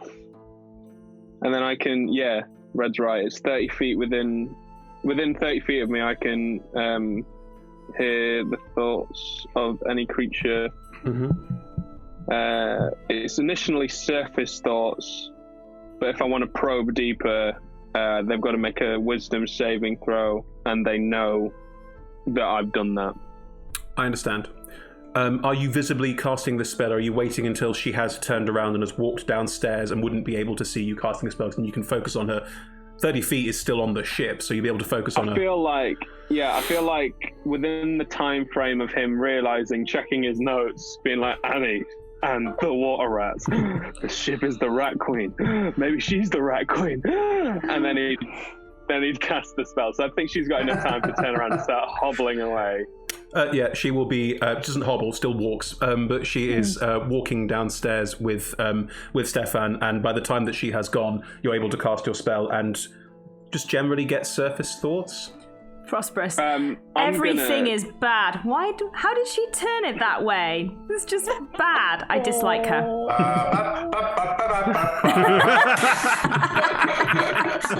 Flutter, what are your surface thoughts? I thought it was just one specific person. You can like cast it around. Everyone. That's everyone. amazing. Oh no. Okay. Yeah, you have general. You hear general Wow. surface thoughts, but you can focus in on people. Yeah, probably so murmuring things about sweets, and then sort of, I must try and get a word in with Milk and find out a little bit more about this deal with and then. What's Cal thinking? Cal is thinking about adamantium and where the adamantium is going to be and when we're going to get paid and how I'm going to pay the crew and whether we're all going to die and therefore pay is irrelevant. Right, good, lovely. Yeah, I'm gonna take a brisk jog after Annie. I You're assume on I'm board able the ship. to catch The ship up is to them. not a hugely large space. 30-foot sphere is quite wide. I think if you stayed on deck and just focused, you'd be able to find her in the ship's no, galley. I've got a little plan. Oh, I see. Because surface thoughts are very vague. Correct. So I'm going to run to where I can sort of get into shouting distance of her anyway. Okay. As you probe general surface thoughts, you get... Right, time to look at this galley then and see what's going on. And you do get sort of vaguely generic, nothing to worry about surface thoughts of a generic person doing generic things. Yeah. I say, Annie. Yes, hello. What was your... I don't think we met. No, we have not. I am now doing a different accent. I'm sorry, it's catching. Catching. No. We haven't yet. Just a quick question. Somebody mentioned that you've been here for a while. I was just wondering if you'd heard anything about the water rats and their captain. Aren't they those pirates that have been harassing all the crews round here trying to leave after they get attacked by the storm? And Any that is also surface what she's thoughts around thinking. that? She's thinking, aren't they those pirates? Really? I don't know. Do you know anything about them? Just more. You've been around here for a while. I do know a little about them, I am sorry to say. I am aware of quite a bit about them. Here, young man, do you mind closing the galley door? Yeah, Anton closes the door. Okay. I just remind you that Millenway is still nearby. Millenway is still And I floating am nearby. catching on surface thoughts. Like, Yeah, that's fine. whatever she's thinking while she's quiet, I'm getting it. Okay, what you Sounds are... fucking mind wipe. I mean, what she is doing at this point and what you are getting through it is she is focusing very distinctly on the words she is speaking and saying them, i.e. someone who is aware this kind of magic exists. Now, that doesn't necessarily mean that she's hiding anything, but she is aware that this kind of magic exists and is wise to it. How would she know that you cast that? Doesn't know that he's cast it, Yeah. but is aware that you have to in be careful general. with your surface thoughts. How careful She's she must be. dodgy. Practiced shell. Also, Anton is very clearly a combination fighter wizard. We've seen the I would art. say he looks more like a mercenary. He doesn't Typically, actually yeah. look like a wizard. You know what? There He's aren't any wearing wizard leather enemies armor out there. and he's got a very cool rapier now. He's got a shield as well, so he doesn't necessarily Yeah. look like a wizard. I Yeah. will say there is a certain level of life of caution being led here, but also I'm not going to just completely fake the use of the spell. Yeah. Don't worry. Tell me anything about Annie Long. See, I used to be part of a crew of pirates, if I'm honest with you. And I traveled with them for some time, and there were various things about them and things I did that I'm not proud of. But I don't know, there's a certain part of me looking into starting afresh and getting off Utheral and getting out of here, and you lot seem to be going the furthest and pushing the hardest, so... Alright. Well.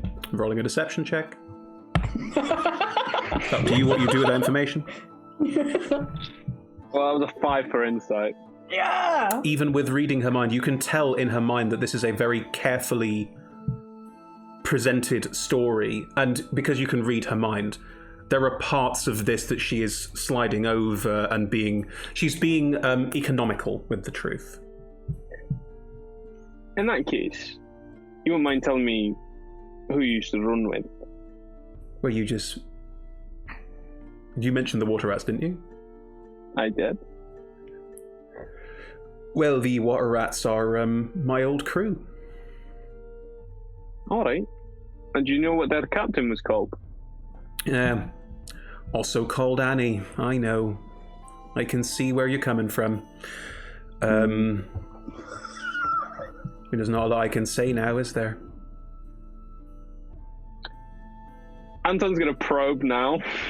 And salmon skin. yeah, he's gonna also get himself ready for a fight. I don't know if I can take the ready action right now, but I am gonna definitely probe inside her head. Mm-hmm. My save is quite high. Are you using a divination dice, or are you going to let her roll? Depending on You need to. what You did need I to roll for declare my before divination Chris dice? rolls. I'm holding on to the dice, Let me but I will just wait. let me try and find. I might have to roll 2 because I think I can't find my notes for what I rolled. That I seem to remember they were really good, which is really frustrating. I seem to remember it was like a 1 really low one and 1 really high one. That's exactly that what was you for want. that was for the first day. But I can't find my. It's all right. Roll them for this numbers. day now, because you wouldn't have used them before now anyway. So now you've got them, and then you can have them for the rest of this day. That is fine by me. Okay, so that's a 2, which is great, Great! Oh my gosh. and a 10. Okay. Would you like to use one of those before I roll the dice? Yes, you would. I'm pretty sure. I just want to check what my She doesn't. I don't think she knows that if she fails the roll, spellcasting. she doesn't know that you've done it. If you fail the So roll my on detect my thoughts, spell save DC is 17. Mhm. So let's just make sure she definitely fails it. She can roll a 2. Okay. Then she fails the wisdom save. What happens in your spell? She fails the wisdom save. Is she aware that you've probed? Yeah, I think it's after. Let me just double check now. Thank you. I thought it was only if you failed.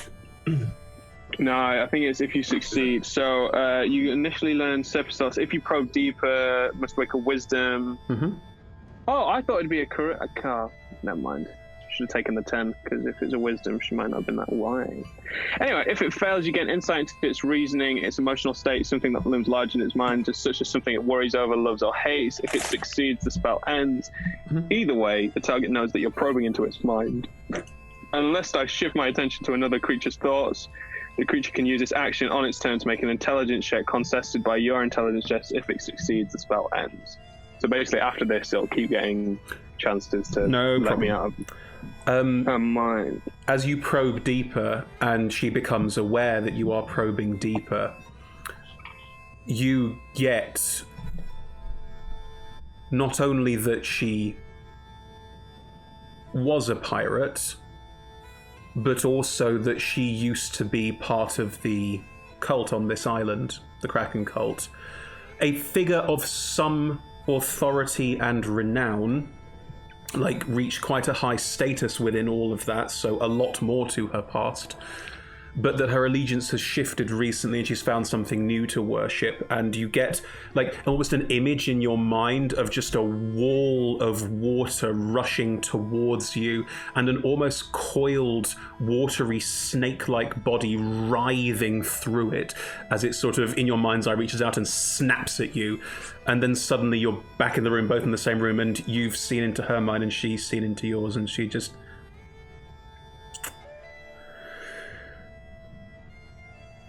all right. What would you like to... Catching my accent now. All right. Well, Anton, What would you like to do? Well, that depends, doesn't it?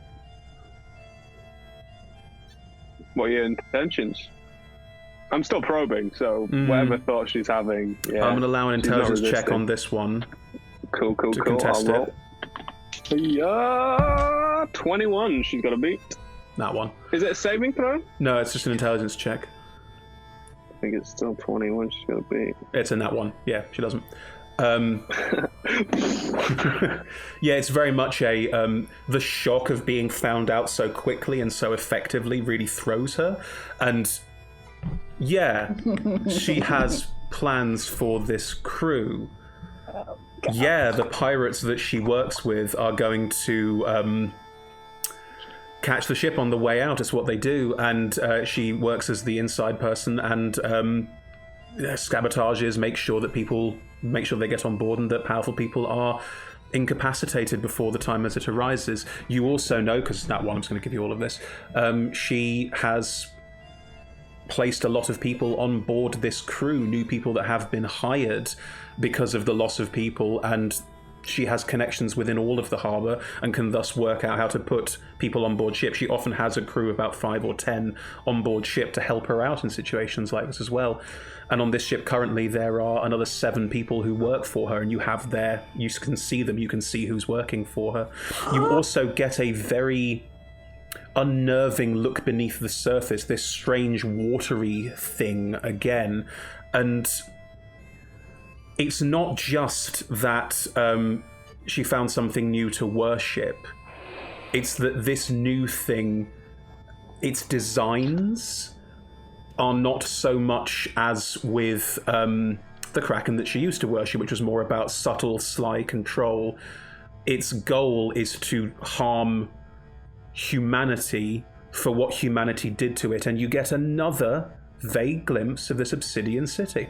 Just in a brief flash, all of this, and suddenly you've got all of that information, and she's just looking at you, slightly concerned. She realizes that you're a more powerful wizard than she thought, and have probed deeper than she anticipated, and she's not quite sure what to do now, whether it's going to be a fight, whether she can get away. Currently, it's a standoff. Fucking love wizards. Yeah, Anton's just going to look at it and say, you can put your hands on the floor, lie down so that I can see your hands, or you can die. Oh boy. You sure on your own, huh? Okay. And then he's going to say, before you do anything, just remember, there's 8 of you, and there's a lot of us. Okay. Oh, you're on your own. You have so Can I have Melee ready? Don't worry. Oh, Melinaway is Honestly, also there. guys, Melinaway is also don't there. worry. Canonically, Melinaway is also there. So if she Squid's just going to... if she doesn't comply, Melinaway will attack her. What we're going to do is an initiative roll-off, because she's about to do something as well. What I'd like to do is have everyone roll initiative. I think that's the best way to handle this. And then we'll work I'm it... going to probably go first, and I'll just be like, What we'll do is everyone who's not in this room will be outside of that round. Milk, you're obviously aware of what's going on in the room because of Melanoe, so that's fine. I rolled an natural one. I take it back. Hang on. Oh, Anton, boom! What a move! What a fucking power! Yeah. That was incredible. Well, It's alright, it's about just to like get a a lot shocking revelation. cooler when I start dropping some serious spellage. You Chris, Oh my god! you just surprised us with her being very untrustworthy. Like, I can't believe she's a bad guy. out of nowhere. I mean, you're surprised. I'm shocked. I didn't even see it coming. Wow. right. Red, are you constantly aware, or is it like So we can sometimes? talk constantly, but I can't look through her senses without it taking an action. So given the instruction, I would imagine that she's alerted me to a problem at this point. In the first round of combat, effectively, she will go, Anton will go, Melanoe will go, at which point we'll do a second round, and that's when everyone kicks in, because I think it'll be obvious. Right, shout out your initiatives, no. please. Oh no! 15 for Cal. 15 for Cal. 22 for Prosperous. 22 for Prosperous. What happened? No, sorry, I looked at my proficiency rather than my initiative. It's actually 18. 18, Sorry. that makes more sense. Sorry. I have a 0 mod to initiative. This is why I thought. Right, any more for any more? 12 for Flutter. 12 for Oh, man. 14 for Anton. 14 for Anton. And Milk, what did you have? 2 15s. Sorry, Melanoe goes on your turn, so it's just a 15. Okay, sure. Excellent. Good. Righto. So... God, this is a complicated one. Right. None of those people know combat's been initiated yet. Melanoe goes first. What would Melanoe like to do? Because Melanoe breaks the tension in this moment. What would Melanoe like to do? I mean, Melanoe would ready the action, I think. Okay. Because he seems to have a hand on it, right? She's just there in case something goes wrong. She's invisible. So I will ready just a tentacle attack to see what happens. A tentacle attack to see what happens, but it's triggered She's by... like right in front of Shilly McShilson. Annie. And Annie is genuinely her name. she's invisible, but she might not be for very long. She's just waiting like a predatory spider. What is the trigger for her tentacle attack? If this person doesn't put their hands on the floor as instructed by Anton. If they do anything else. If they do anything else. Yeah. Or if Anton attacks, potentially? Or if Anton attacks, then sure, join in the miasma. Oh, fun. Anton, you are next. What would you do? Okay. So, I want to use my first action to Mind Spike her. That was good. Sure. Straight in there, huh? Yeah, straight in there. Oh, yeah. Nasty stuff in there. Oh, yeah. I don't think I'll do the extra damage as of yet. I love this. Okay, Let me so just check all that. Yeah, I think it just at a second. Yeah, I'll just Mind Spike her at second level. So just okay, I believe that's an attack roll. Yeah. You are within 5 feet of her, so it would technically be with disadvantage.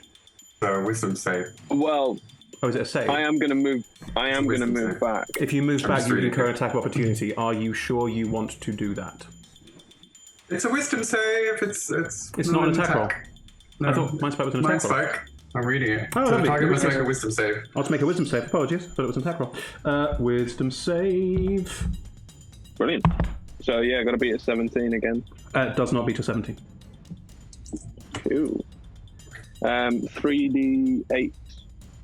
Boop, boop, boop. This is so fun. Look. Sorry, did you cast it as second level? Just its regular one. Okay. So I think it's a second level spell. Mm-hmm. So yeah, just 10 points of damage, please. 10 points of damage. She stumbles back. Nice. That's a trigger for Melanoe. Yay! So right in front of her face, as she stumbles backwards, Squidling appears. She doesn't make that noise at this moment. Oh, I'm sorry. No, okay, Only for fine. friends. She rolls 23 to hit. Well, that hits. Yeah, that genuinely hits. That really hits hard. Yeah. For 1d4 plus 2 damage. But she rolled 3 damage. Well done, Melanoe. But the target is now grappled. Oh, So skin roll. would they not be able to now provoke opportunity attack? Disadvantage, I think. Disadvantage on no. No, grapple, that's restraint. grapple doesn't affect. You can't. You can move half your movement, I believe. It's complicated, but yes, we'll work that one out when we get there. Yeah, I'm still gonna go for the door and then bonus action Misty Step further out of the ship. You and tell can't everybody. go for the door and misstep because that would be another bonus action spell on your turn where you can cast 1 spell per turn. Also, Melanoe's now taken her... Oh no, it was a reaction. Okay, so Melanoe has attacked. Yeah. It's still your turn. You can run, but if you can't misstep, you already cast Mind Spike. You can't cast 2 spells in 1 round. Even if it's a bonus action. Only Otherwise if the it's a main cantrip. main spell is a cantrip. Okay then. Then I'm just gonna boogie. Run the door. Use my movement to get out of there, and then I'm Okay. trapped. I know where she is now, so that's all good. Is she going to try and grab you? She is going to try and grab you as you run. She's going to reach out a hand and grab hold of your arm. At least going to try to grab hold of your arm as you go. That is an 18 to hit you. I think that might just hit me. Let me know. Yeah, just hits me. Cool. As she reaches out and grabs you, she grabs hold of your arm, and this, she's a large woman, but it's not like strength that pours through, as crackling lightning bursts out of her hand and envelops you with... Can I cast shield now? Or is it still, because it's a reaction spell? I just rolled the damage. You'd have to have cast shield before I rolled the damage. But yes, cool. No worries. That's all right. 14, 20. I believe she's a warcaster. So I can cast shield even when I've cast the spell before, though. Yeah, that's fine. Reaction on a turn. You can get into yourself in knots around this. I tend to go shield is shield. I don't want to get iffy about that sort of thing. That's what I just wanted to know. Yeah, that's fine. Sorry, I've lost count now. 14. No, sorry. 23, 28, 38 points of damage as she grabs hold of you and lightning pours out of her hand. It is now her turn, which is quite fitting, as she then, realizing the squid is wrapped around her and that Anton is there, opens her mouth, and as she does, a horrible squeal emits from her. Does anyone here speak Primordial? Oh. Is that deep speech? No, it's Primordial. They are two different things. There are 4 different versions of Primordial, so if there is a language you don't recognise, it might also be a type. That's right. If it's Auran, Aquan, Ignan, or the Earth one. The Earth one, whatever that is. Abyssal? Terran, I think. Terran, yeah. I do not speak. No, no one? No. You don't understand the horrible screeching shout that echoes from below deck around all of you on deck of the ship doing your various things, but you do see various crew people start to turn and realize that the game is up, if you will, and start pulling weapons and getting ready to act, getting ready to do something. Oh my god. So all of you are now aware that something is amiss, and you see some figures in the harbour also getting ready to throw down. Good, right. Anton, you are next to her. Can everyone please make me a charisma saving throw? Sorry, Chris, can I just confirm, is this to be frightened? It is. I cannot be frightened, and anyone within 10 feet of me can also not be frightened while I'm conscious. Okay, the people around you can't be frightened, but Cal, Flutter, and Milk are not canonically within 10 feet of you. Okay. So, charisma. Oh, which of these dice has not fucked me today? Charisma save, please. Not this one. God damn. 15 in total. The dice came through for me. Anton, you are not frightened. I got 19. 19. Cal, you are not frightened. On the dice. 10. Flutter, you are frightened. You currently can't see her, so it has no effect. But something, this voice chills you to your very bones. Something about this is unnerving and unpleasant. Milk? Milk rolled a 10, Millenway rolled a 6. Okay, Millenway is frightened, so Millenway can't get any closer and attacks her with disadvantage, while Millenway can see Annie. Lovely. That is the end of her turn. She's not going to move. She's just going to grab hold of Anton and do this sort of strange screech to alert everyone to the problem. Do I still use my movement?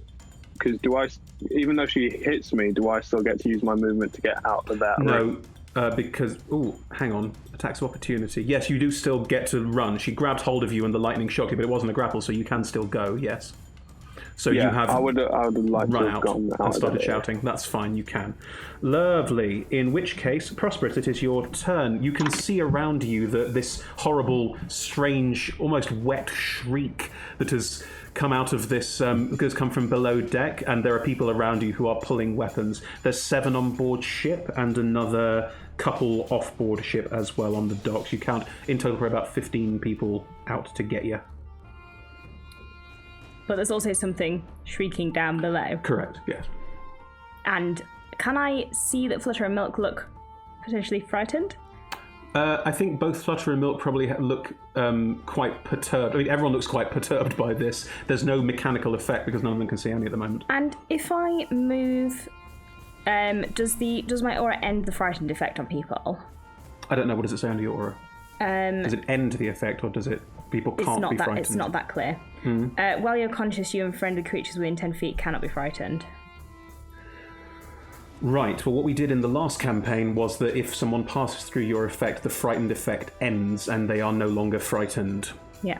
Okay, then that's what we'll do. So you can unfrighten people if you want to, although at this point, no one's going to... It has no actual in-game effect, just so you're aware.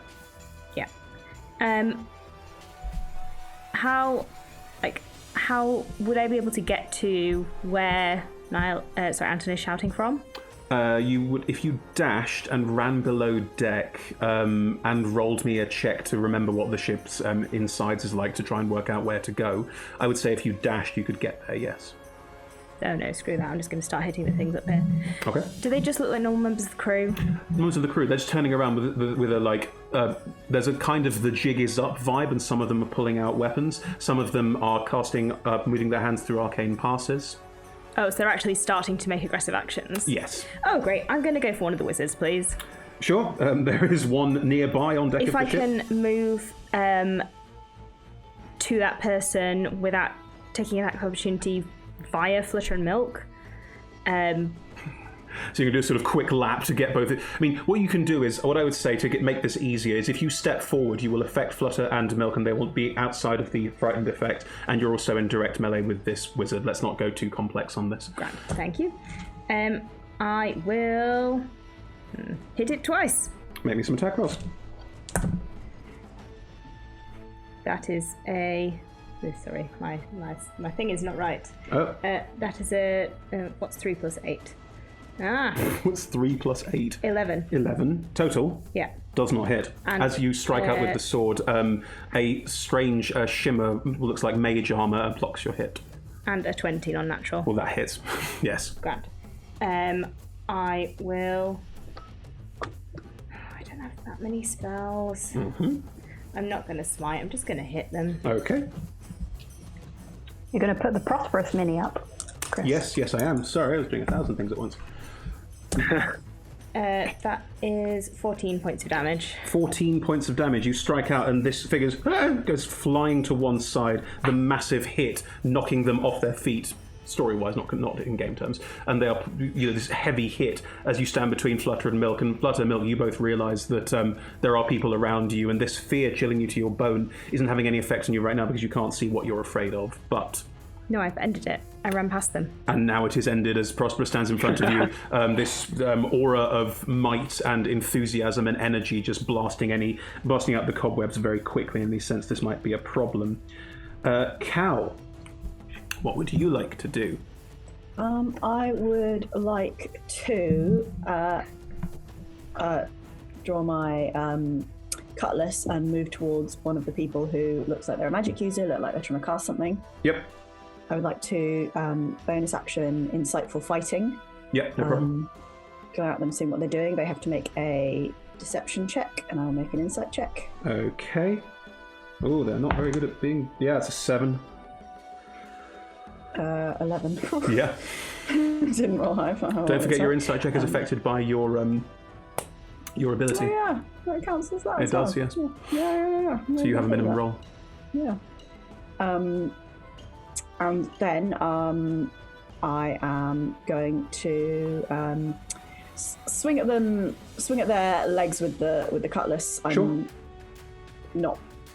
I'm trying to knock them down and incapacitate them rather than... That is fine. As Prosperous steps forward and strikes one of them, you, on another part of the ship, probably up on the quarterdeck, another one is nearby who suddenly seems to be a bit more than they let on originally, and you just quickly spin and slash out, getting a closer look at them and trying to get a good sense of who they are. Maybe that attack roll. 17 to hit. Yeah, that hits. Breaks through the mage armor. Nice. And 10 points of damage with the rapier. Mm-hmm. And the sneak attack. Oh yes, and the sneak attack, which is why I did that, and then I forgot about the sneak attack. That's great. That's great. D&D rules heavy beast. Yeah, sneak attack. Oh, there's my sneak attack. I found it. Plus 11 for the sneak attack. 21 points of damage. Yeah, you cut deep, and the figure slumps to the ground. Their legs cut very heavily, shrieking. And around you, Stefan is realizing something is up. The rest of the crew are realizing that shit's going down and there's some problems happening. So the whole deck is suddenly animate and in action. Milk, Are they down? No, not down, down, just hurt. Yeah. Milk, it is your go. It's also Melinoe's go, so you can split it up however you want to. I don't mind.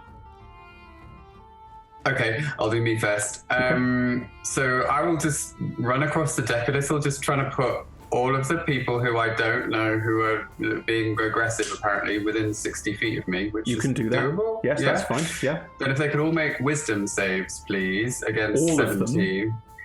Sorry, no, 5 of them. Sorry, I'm lying. There are only 7 on board ship. There are 5 that currently aren't in direct combat with anyone. Do you want to go for those ones in particular? Yeah, sure. That's fine. Thank you. Right, I'm going to roll 5 wisdom saving throws. I don't think they get any bonuses to this. That is a 0. That is a 0. Okay, that's easy. 1 success. 2 successes. 2 successes. Okay, so I shout very loudly in my most demonic voice, "Disembark!" And those who failed. And what is the spell you are casting? Command! Wow, that's amazing. Okay. Impressive word. Yeah, that's really, really good. I really like that. Okay, right. Ships. Incredible use of command. I dig it. Lovely. What would Melinoe like to do? Melinoe is going to attempt to stun. Well, not in an official way. Sorry, that sounds like a thing. Where is she? Here. She's going to attempt to use, for the first time ever, she's had it for like years, eat memories on this shill. It's only little. If Annie could make a DC 11 wisdom save. Oh, I mean, she probably will. I say that I've been rolling really badly for her, so 10 total. Yeah. It's been a bad. And he's supposed to be a bit cooler than this. I'm sorry, the dice have screwed me. So she doesn't take any damage, but she has to deduct a d4 from all her ability checks and attack rolls, and Melinoe gets to learn all of her memories, or some of her memories, and so does Milk by proxy. That's the cool thing that Melinoe can do, and she didn't get to do it at all in Corrupted. So I'm very excited to have done that, by the way, if you can't tell. Between what Anton got in the vision and what you just got there from Melinoe, we're going to have some fun piecing together later. Remind me if I forget, because this is going to be a fun way of dealing with this. Great, thank you very much, Red. How does Melinoe eat memories physically? What does it look like? Well, at the moment she's got Annie's head in like a wrap, right? So there's tentacles everywhere. And then if you want to do the sound effect, feel free, but the little beak just comes in, sort of scratching the side of Annie's face. And she just feels it being sucked right out. It's cold, it's wet. But it sounds like she likes cold and wet, so maybe she's enjoying it. I don't know. I was afraid there were going to be tendrils and ears and things. I was braced for much work. I've been told to be very careful with the body horror, so... You never know what might trigger people, this is true. Good, right, so, good, that's awful. Right, Anton. I'm sorry, Flutter, we will get to you. Just rolled low in initiative and had a surprise round. I'll just play. Anton will continue to use... How far can I... Does my movement get me to the deck, the top deck? If you now use your movement, you could get to the top deck. Annie seems a bit preoccupied by the squid eating her thoughts. Well, how far did I... What I mean is, like, once I'm on the top... Because I used all of it to try and get as much to the top deck as possible. How much more do I have to use, is what I would I mean. say that if you now use your 30 feet of movement to get, you would get just onto the deck. Okay, I'm going to get to the top of the deck and shout for Prosperous to get to me. I'm going to ready my action. And I'm going to say now and try and infer, drop what you're doing, come now. And I'm going to hold out my hand and ready Dimension Door. Wow. Oh, Okay. where are we going? I'm intrigued. I love it. This is a very tactical move. Great. Yeah. As you do that, Flutter, you things been happening. You are next to Prosperous. Milk has stepped back. There is one figure that Prosperous is currently dealing with, but Anton's asked Prosperous to run over and do something else.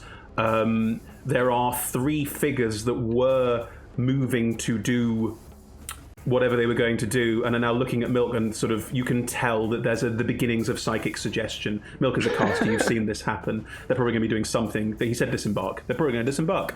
There are 2 figures towards the fore of the ship who've not been affected by anything yet, who look like they're about to start doing things. I thought you said that the 5 people who were affected were the people who were not currently Engaged. being attacked. So one was with Prosperous and the other was with Cal. But there were also 2 who passed their saves. Okay. There is one with Cal, who Cal seems to be dealing with quite effectively, or taken off over half hit points immediately. The one that Prosperous attacked was looking relatively badly hurt. The 2 at the front have not been affected yet, and look less like spellcasters and more like physical combatants. Yeah, I'm in a little bit of a bind because there's the instinct is to go and try and deal with the Annie situation, but I don't want to cross over whatever Anton is planning.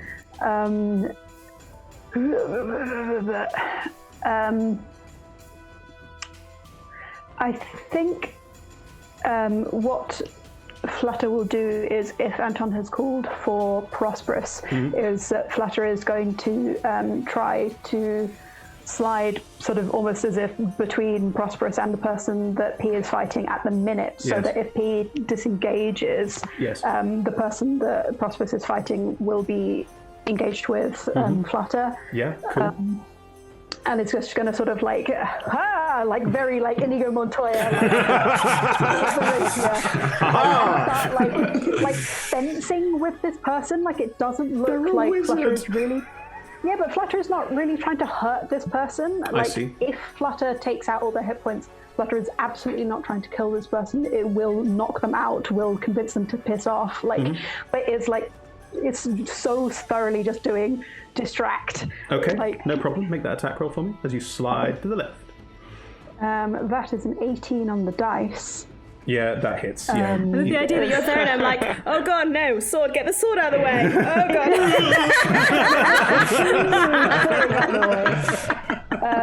And I will, oh no, I forgot that I have all of these things I can do now. Yes, you do. All of my blade flourishes, which are very exciting. Yes, it is. Are there more than one people engaged nearby us who look like... No, the other people were miles away, weren't The they? ones that are around you are currently looking to disembark pretty quickly. I think we're going to jump overboard. We'll work it out. Yeah, okay, then I will just do a straight hit with the rapier, and roll a d8 to add to that. That is 6 plus 7. 13. 13 points of piercing damage. Awesome. As you slide past, I think it's probably quite surgical. There's a couple of like sort of quick slashes with the rapier. Did you add sneak attack to that? No, I did not, but thank you. I add 3 sneak attack dice. Living that rogue best life. Such Very a respectable crazy roll. combo. That's 10. 10 points of... With surgical attack precision, damage. how do you incapacitate this foe? You're not trying to kill them, but you are trying No, not at all. to down them, knock them out, get them out of the fight. I think it's a very like jab at shoulder, so the person is paying attention to what's going up here, and then a sweep round with the sword and poke them in the foot so that they're off balanced, and then just the blade leg comes up and just kicks them in the chest so that they just like keel over backwards. No problem, and they're incapacitated and out of the fight and drop to the deck. That is absolutely fine. Smooth move. I like it. The smoothest of moves. The smoothest of moves. Right, 3 figures at the end of your turn, Flutter, are going to run off the ship. One of them runs for the gangplank, looking behind with a kind of, why am I doing this kind of look, and is going to run towards the gangplank and is going to just keep running because they have to use their entire action to disembark, and is going to run down the gangplank and off. One follows in quick succession, realizes the gangplank is being taken by their friend and is going to jump over the side of the ship. The third is going to run after and get to the gangplank and is going to sort of jockey for position with the other one to try and disembark as fast as possible, and both of them manage to push each other off the gangplank into the water as well, and all 3 of them have now disembarked, and the command is only 1 round anyway, but yeah, they are gone. All in the sea. All in the sea. All in the sea. The 2 at the far end. Now, I think they're both going to run up towards Prosperous and Flutter because the two of you are in the centre, and Milk purposefully stepped back and out of the way of anyone who looks dangerous, which is a very Milk move. I think probably they're both going to... One of them will go for Prosperous, one of them will go for Flutter. It's probably the best way to handle this. They make 2 attacks each. So they make their attacks to me at disadvantage. Yes, they do. Thank you. So, Prosperous, the first one runs up to you and pulls out a sort of curved, hook-like scimitar-y long sword. And why, Dice? Why? I'm trying to create an inventive encounter. And instead, the highest roll there is a bloody 12. I'm afraid that will not hit me. As I'm trying to move the sword out of the way of Flutter, I just accidentally knock these weapons out of the way, and I'm like, oh, great. A waste of time. Okay, good. And Flutter, from behind, the first attack against you is an 11. Does not hit. That's 2. Is that 2 nat ones? 2 nat ones. In one roll? Wow. Impressive. Do they knock themselves off the ship? Neither does hit, Chris. I don't know how to tell you this. It's 2 nat ones. So the figure that runs towards you, Flutter, tries to strike out at you and just goes straight past you, just literally overbalances and goes past you, and then tries to spin and attack you again and ends up with a sort of awkward pirouette, and in doing so, goes off the edge of the ship, and Wilhelm screams as it's flying over the edge of the ship and out. My gosh. I don't think these people are very good at their jobs. No. That's a prosperous. Oh look, 17 more pirates arrive. I will not do that to you. I am not a horrible person. Cal, the figure that was on the ground next to you, who you slashed, is going to, looking up and seeing you doing quite a lot of damage to this poor wizardy figure, is going to teleport, Misty Step, and disappears. Yes?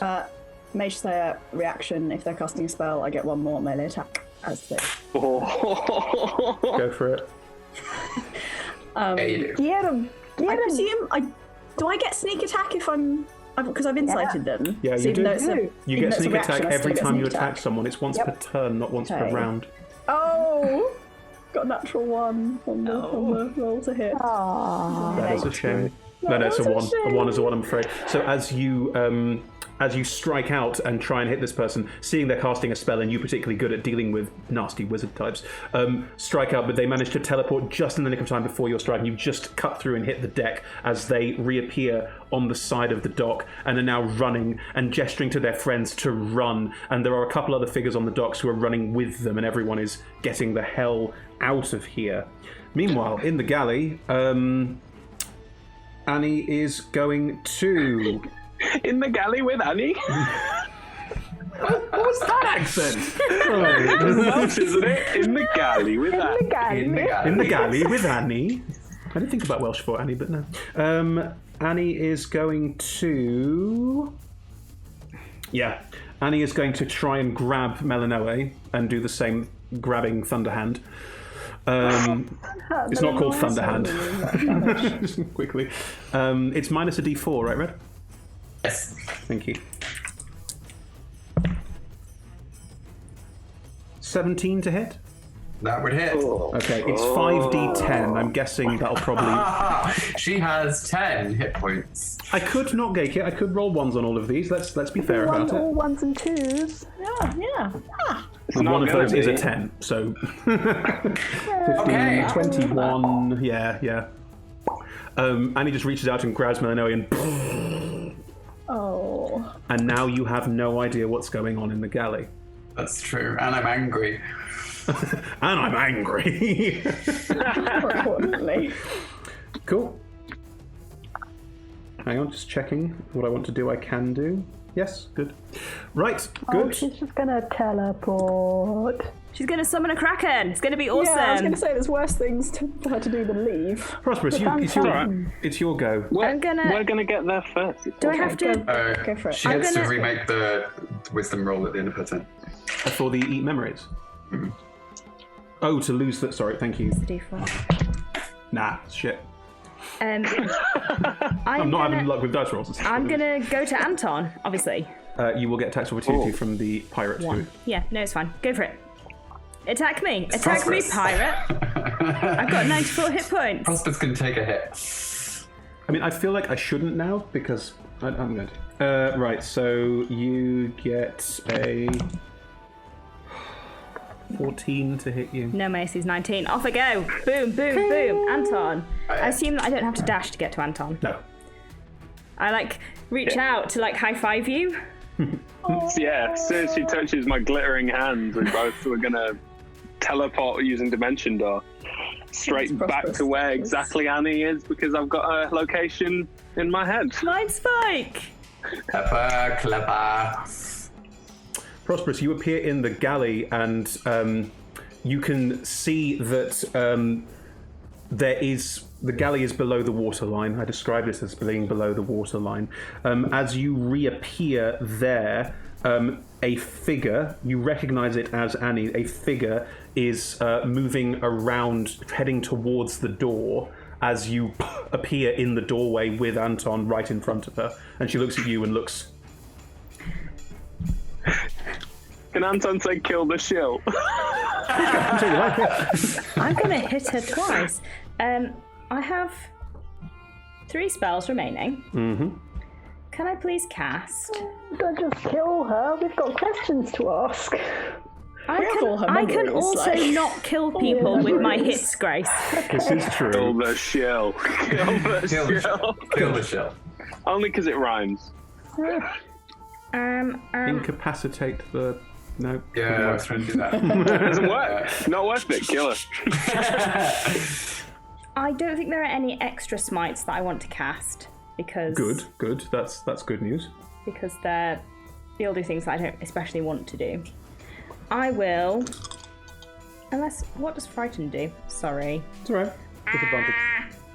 I can't move closer to you. Can't be close to you and disadvantage. Oh, yeah. Well, let's do that.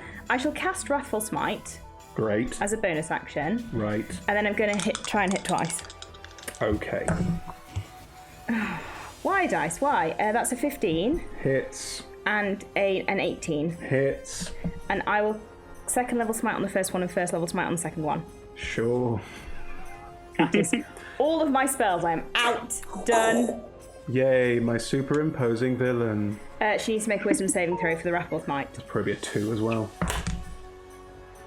Ooh, that's not bad. 18. Oh, 18 saves. Damn it. Yes, this is what I wanted. Now the tides have turned. They haven't. I'm so done. Literally all of us against one.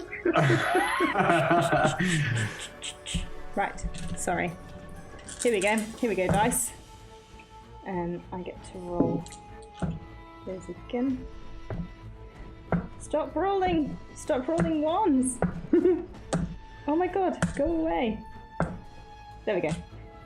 6, 12, 20, 25, add 5. That's 30 on the first one. Yup. That's bad.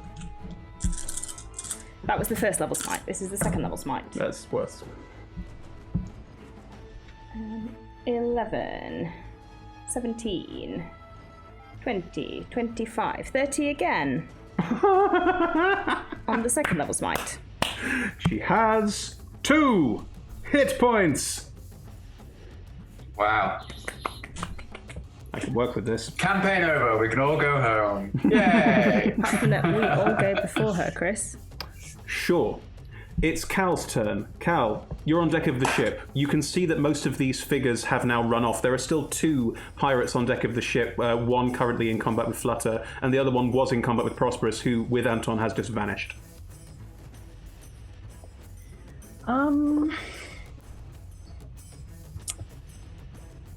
I will go over to the one that isn't fighting anyone. Mm-hmm. You'd have to leap off the quarterdeck and probably swing on a handy rope that's right there. Can I? Yeah, of course you can. Yeah, of course you can. Totally fine. This is all I wanted from this campaign. I'm now that was it.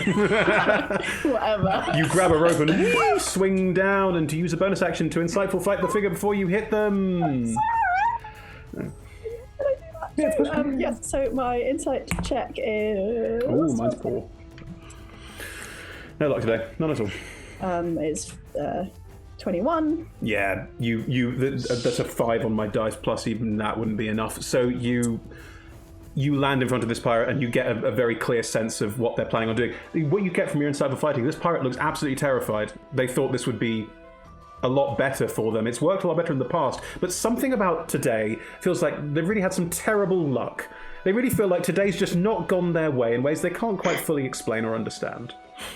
I'm going to swing, land in front of them, say, I get the sense you maybe want to put your weapon down, and try and use my cutlass to knock it out of their hand. Sure, no problem. That's a fine. flavour. It's 13 to hit.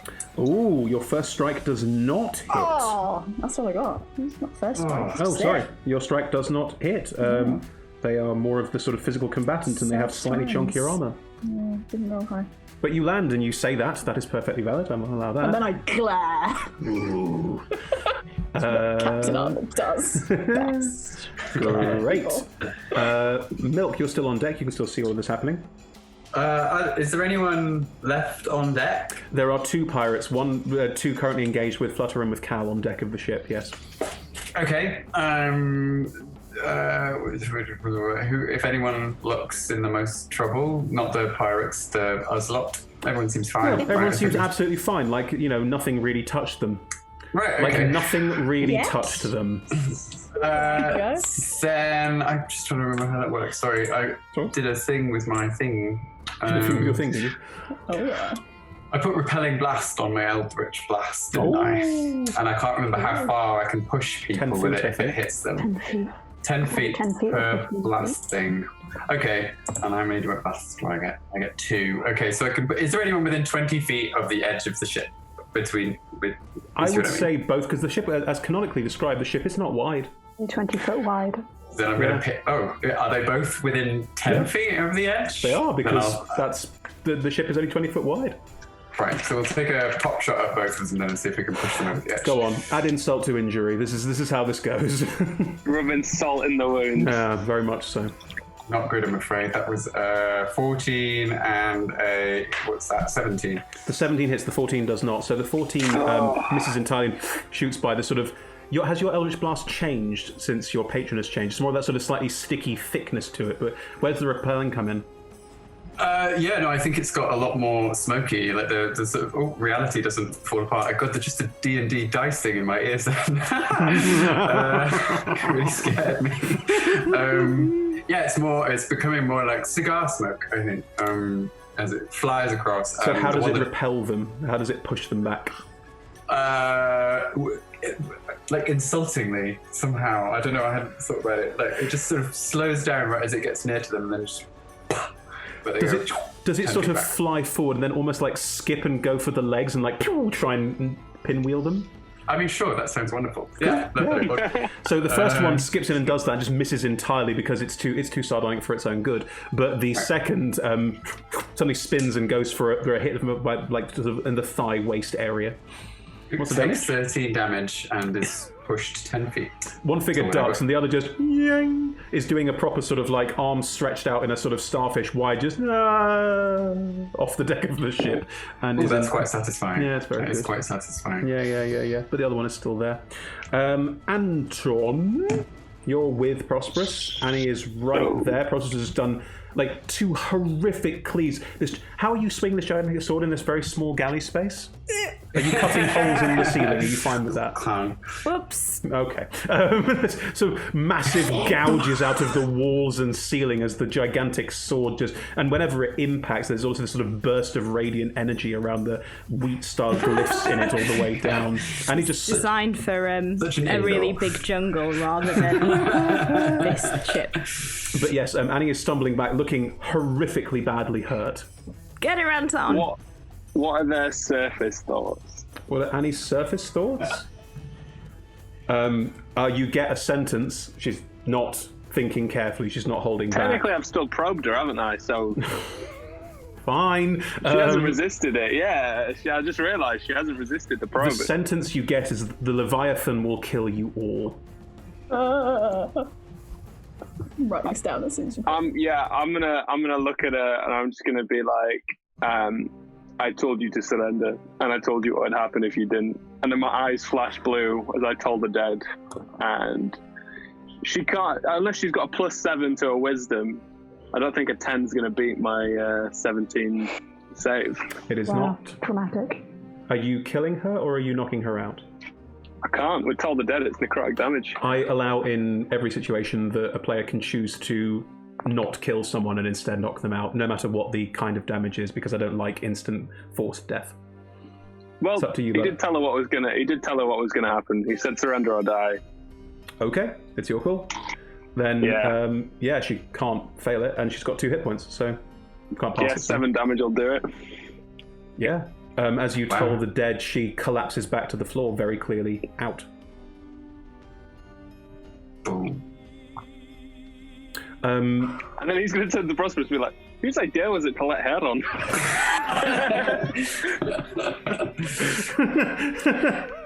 I don't want to say Wow. anything bad about the captain, but I don't think Judge of character. I don't think her detectors were on today. Her name was Annie. We were told that the bad guy was called Annie. I wasn't told that, but I don't think you should let anyone dodgier than Milk on the ship. Wow, he's not even there and still shades being thrown. I love Milk, so this is said with love. Oh, good. I think we can safely say that the final pirate on the ship is probably going to... I mean, Flutter, it's your turn. There is one pirate in front of you who is the last pirate remaining. Is there anything in particular you'd like to do in this situation? Subdue them. Yeah, if someone is... Flutter is not very strong. Is there a way that I can not restrain someone, but I suppose Flutter sort of like does the I imagine the camera pans back and we're in mid sword duel or whatever, and Flutter, if I can, would flick the rapier up to like the point of their throat and say, I think you should maybe stick around and answer some questions, no? Roll me an intimidation check. Okay. It's an action. That's another natural one. Oh, but I was intimidated.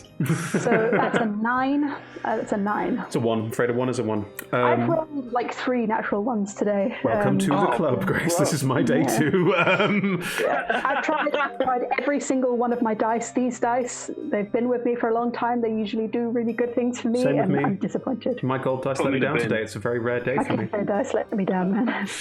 As you flick your rapier up to the throat and say that, they've already turned and are starting to run away. They've already gone, screw this, and are just getting the hell out of dodge, so they don't hear. You can take attack of opportunity if you want to.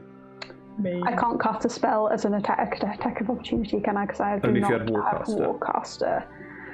Because I was going to cast Blindness Deafness, but I can't. So instead, There's already one incapacitated at your feet, and I'm gonna let them run. yeah.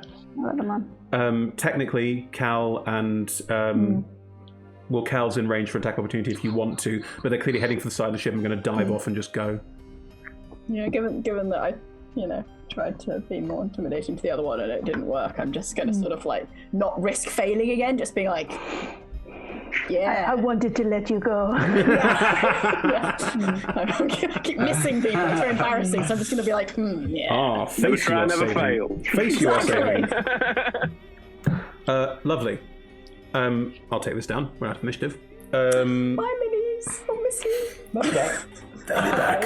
Next time with more fierceness. Come back again. As things start to settle down, from the docks, you do hear some shouts, and these remaining pirates are running away. They are running further into the island, so to escape into Vilkstead, trying to get out of the way. You do see some. There are not many city guard style figures in Vilkstead, but there are a couple moving out and trying to subdue them. There is currently a lot of kerfuffle on the various ships and around the harbour.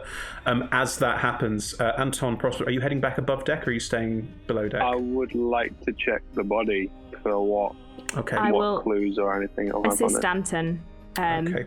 Clumsily, probably. I imagine Prosperous is holding the body whilst Anton's like very easily getting into pockets. It's like a coat hanger. I probably start, and then you're like, maybe I should do this. Cool. Cal, Flutter, Milk, are you heading below deck then? I'm going to grab a crew, someone on my crew, and say, hey, do you mind going and finding Mayor Ethel?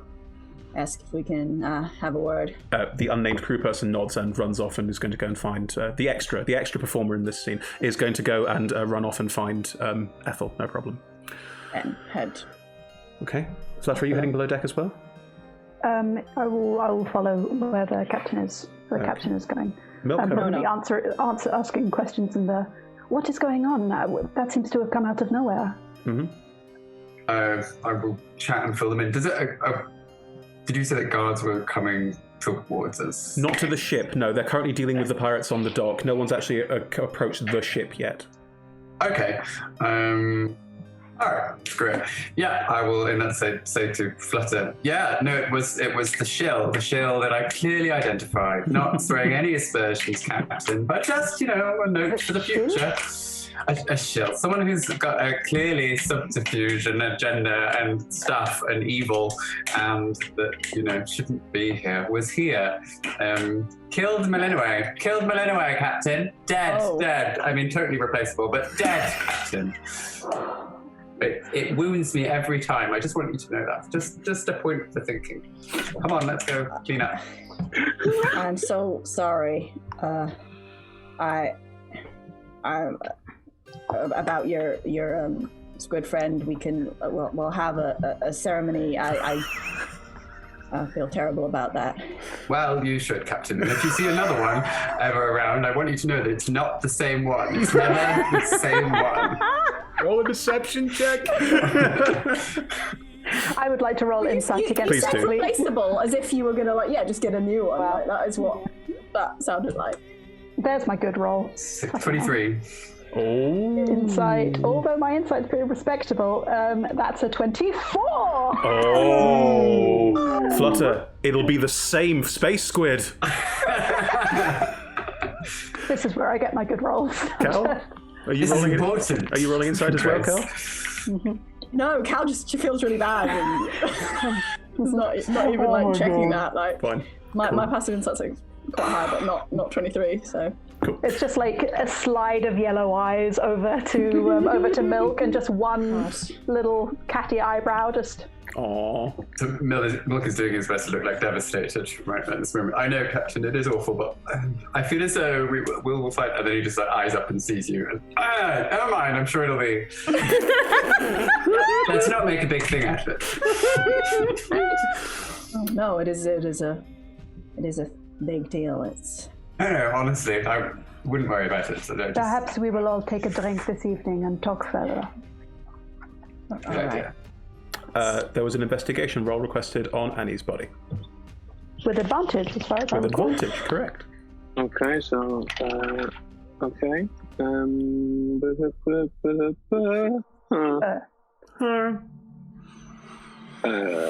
Oh, that's pretty good. 11 plus 9 is 20. It's a dirty 20. Dirty 20. Very 20. You make your way through Annie's pockets.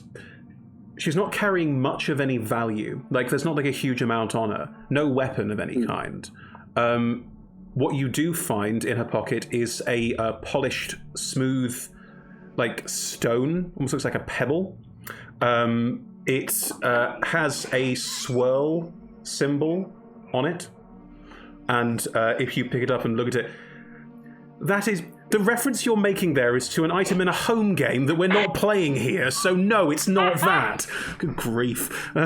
Sorry, Internet. Stones. We also play home games. Stones. We didn't say anything. That was you. That is also. You made a face! It doesn't matter. It's true. Anton, this has a swirling sort of spiral on it. You are welcome to roll me an Arcana check on this. We don't come across yet. What is it? Is it a thing that you use to put down papers and hold them down while you're writing long essays? That must be it.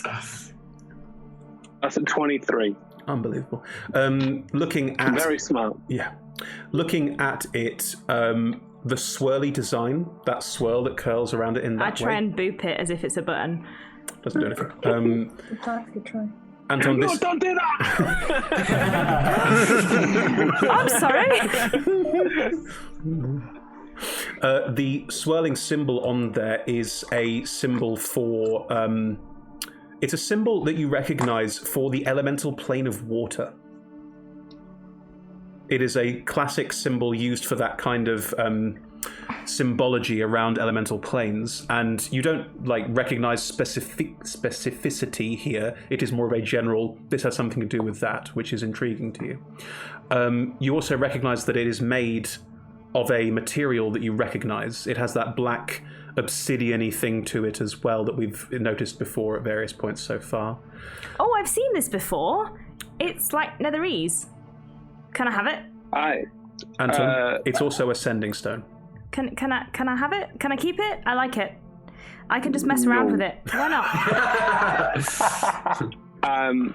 Mainly because this will be great for my research on the Netherese city. I mean, you could just go to another Netherese city. There's one in the Icewind Dale.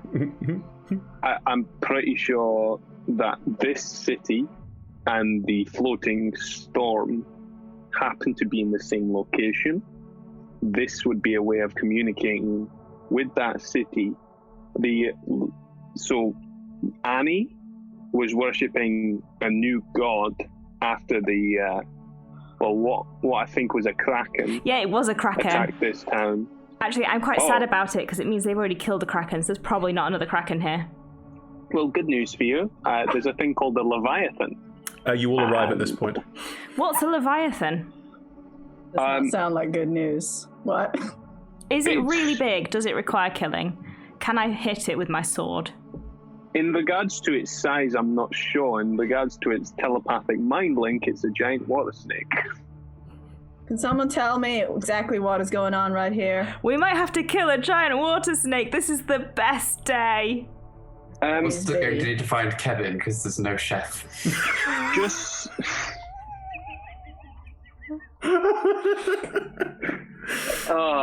Also, Anton says I can't keep the black stone because it might be magical. It's Can communication. someone start from the beginning here, please? Why is our chef deceased? Oh. Okay, the chef, Annie, is very clearly a shill. So people keep telling me.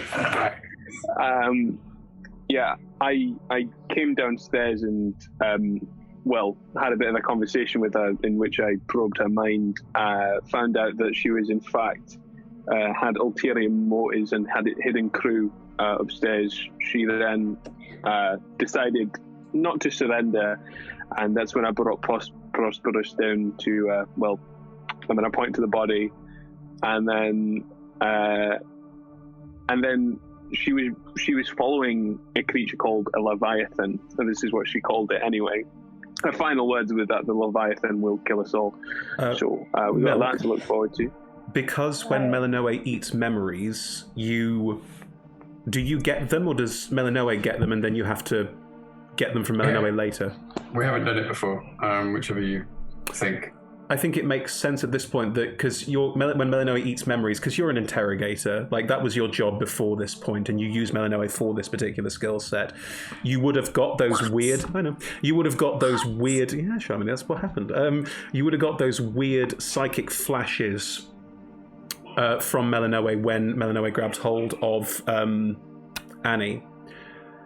And what you got was a very strange combination of things. You also saw this basically wall of water with this strange water snake-like being inside. It looked like it's made of water. It's an incredibly strange image of this water snake. You also got strange flashes, again, of this city in black, of this definitely Netherese city. You recognize it. You also get a very strange, an image that you don't understand fully, of a very dark room with what looks like a figure in the center of it, which is mostly made of water, gesticulating around itself, and you hear a howl of anger and frustration. That's what you would have got from the Eat Memories. Okay. Well, I think definitely good news. Prosperous, there's going to be something for you to stab. I think, well, it seems quite wet, so that might be a thing. Do you Can't know really much? stab with this sword. More of the kind of, you lift it up and then you sort of drop it because it's too heavy to hold. Right. Well, definitely something in that kind of an area feels positive. Do you know much about Leviathans, by which I mean anything? Anybody? Can you roll a history check? Sure. Yeah. What would the roll be? History check or an Arcana check. Oh well. Both the same. Can I, Good at both. can I assist someone else? Oh. I think because Help me if you like. it's thinking of your What you know. it would be hard to assist. 12. 10. No. 16. No. I got a natural 20 on an Arcana check for a 24 Nice. from the old clericking days. Perfect. Cal, the word Leviathan has been mentioned a few times now and is stuck in your mind. You remember from your earlier adventuring days where there was a thing about you start having remembrances of there are elemental evils, this concept of elemental creatures that exist beyond the realms of mortal, or beyond mortal realms, that are incredibly powerful elemental destructive forces, like natural storms and made animate, made real. And the Leviathan is a mythical, never been seen, never been fully understood personification of a storm in the sea. Cool. I will relay that, but in my accent. I mean, Well, my thoughts are that this creature was seeking revenge on the Netherese people. It mentioned that. Sorry, forgot to mention that. It's possible that if it's the source of storms, that the creature is trapped in the Netherese city. Do you know anything about a sort of a cupboard with a person in it who's angry? Sort of a dark Bit cupboard. bigger than a cupboard, Bigger than a cupboard. like a So sort large of like an underground Like a layer, wardrobe. like. Yeah, Walk in. I think generally if you lock people in cupboards, they No, I'm tend not to gonna- get angry with you. that's true. But I Any mean, reason if did I'd the learned Leviathan do that? anything about my interactions with the Netherese, it's that generally things that are related to them tend to be mythical and angry. I mean, that is true. Fair point. Maybe Well, the not. Netherese were big parts of magical sort of expansion. It's very possible that they could have trapped this creature in a wardrobe. Would it make a city float? It might also be possible that if this being is the personification of a storm, and that storm that we saw, the Netherese city may be trapped inside it. But if the thing that I'm trying to understand is that if all of these pirates worshipped this Leviathan, the pirates are trying to stop people from escaping this island. They are trying to keep people on the island. If that Are would they? yes, anyone they who just- tries to escape the island is being attacked by pirates. Is that not true? I look at Chris. Is that not true? The pirates were. You can put two and two together here, so I'll give you this. The pirates were being opportunistic. They were using the fact that ships got damaged and thrown off course by the storm to get them when they were at their most vulnerable. They stole their stuff. They didn't sort of specifically make sure they came back to the island. They Exactly. just pirated their Yeah. cargo. They just The creature pirated. itself isn't exactly full of order. It could be quite a chaotic being. It just wants to cause dismay to humankind. Well, Wait. anything that maybe is not of its own. I mean, But if they're talking to the storm, and the storm knows where the city's going, and the city's destroying the ships, maybe the pirates know where the destroyed ships are going to be. Anton points to the stone. He goes, What is "This that exactly? What is that, probably a darling? key to. This is a sending stone. Just on top of the Arcana check I made earlier, would I know whether or not I could learn more by identifying it? You could attune to it and then use it to speak to whoever has the other one. Oh, so I don't need to cast an identify to understand anymore. No, it's a sending stone. You know it's a sending stone. That's fine. I would look at I'm Prosperous and say, he's going to eat the goo, isn't he? And I with think that comment... Everybody always eats the goo. And with that comment, I'm real sorry. We are out of time, everyone. Oh. I don't want any goo. Right. Don't choose the monstrous artifacts. Oh, thank you for joining us, everyone. Fantastic stuff. We'll pick up there next time with the ship leaving the harbour with with all of this information and using it. And you can conjecture at the beginning of the next one. I'll give you time for that, absolutely. If you enjoyed tonight, we play every Monday, night for us in the UK, 6 p.m. to 9 p.m. GMT. That's 10 a.m. to 1 p.m. PDT, or we might be out of summertime now. But yes, do check your calendars. We are on, and we'd love to see more of you. We also stream some other shows. We currently have a show called Undergods that runs in a monthly slot with us. That's you can check that out on the first Tuesday of every month, and there may be some new things in the pipeline, so stay tuned, everyone. More on that very, very shortly. All of our shows are streamed at twitch.tv/adventurerswanted, often hosted at twitch.tv/D&D, and you can find all of our content archived at youtube.com/adventurerswanted.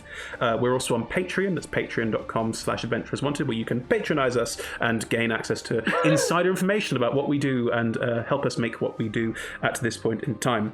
Massive thanks to our sponsors, HeroForge.com and UltraPro.com, and our supporters D&D Beyond, Idle Champions of the Forgotten Realms, Level Up Dice, and Zavi.com. Join us in the Twitch chat now. You've got maybe 10 seconds left to win. Where's the Dan Owlbear? There it is. I don't know.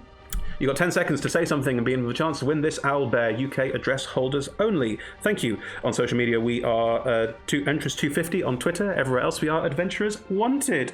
Lovely stuff. Thank you, everyone. Sorry we're so tight on time and have to rush a little bit. Thank you very much, everybody. We'll see you all next time. Bye-bye. Bye.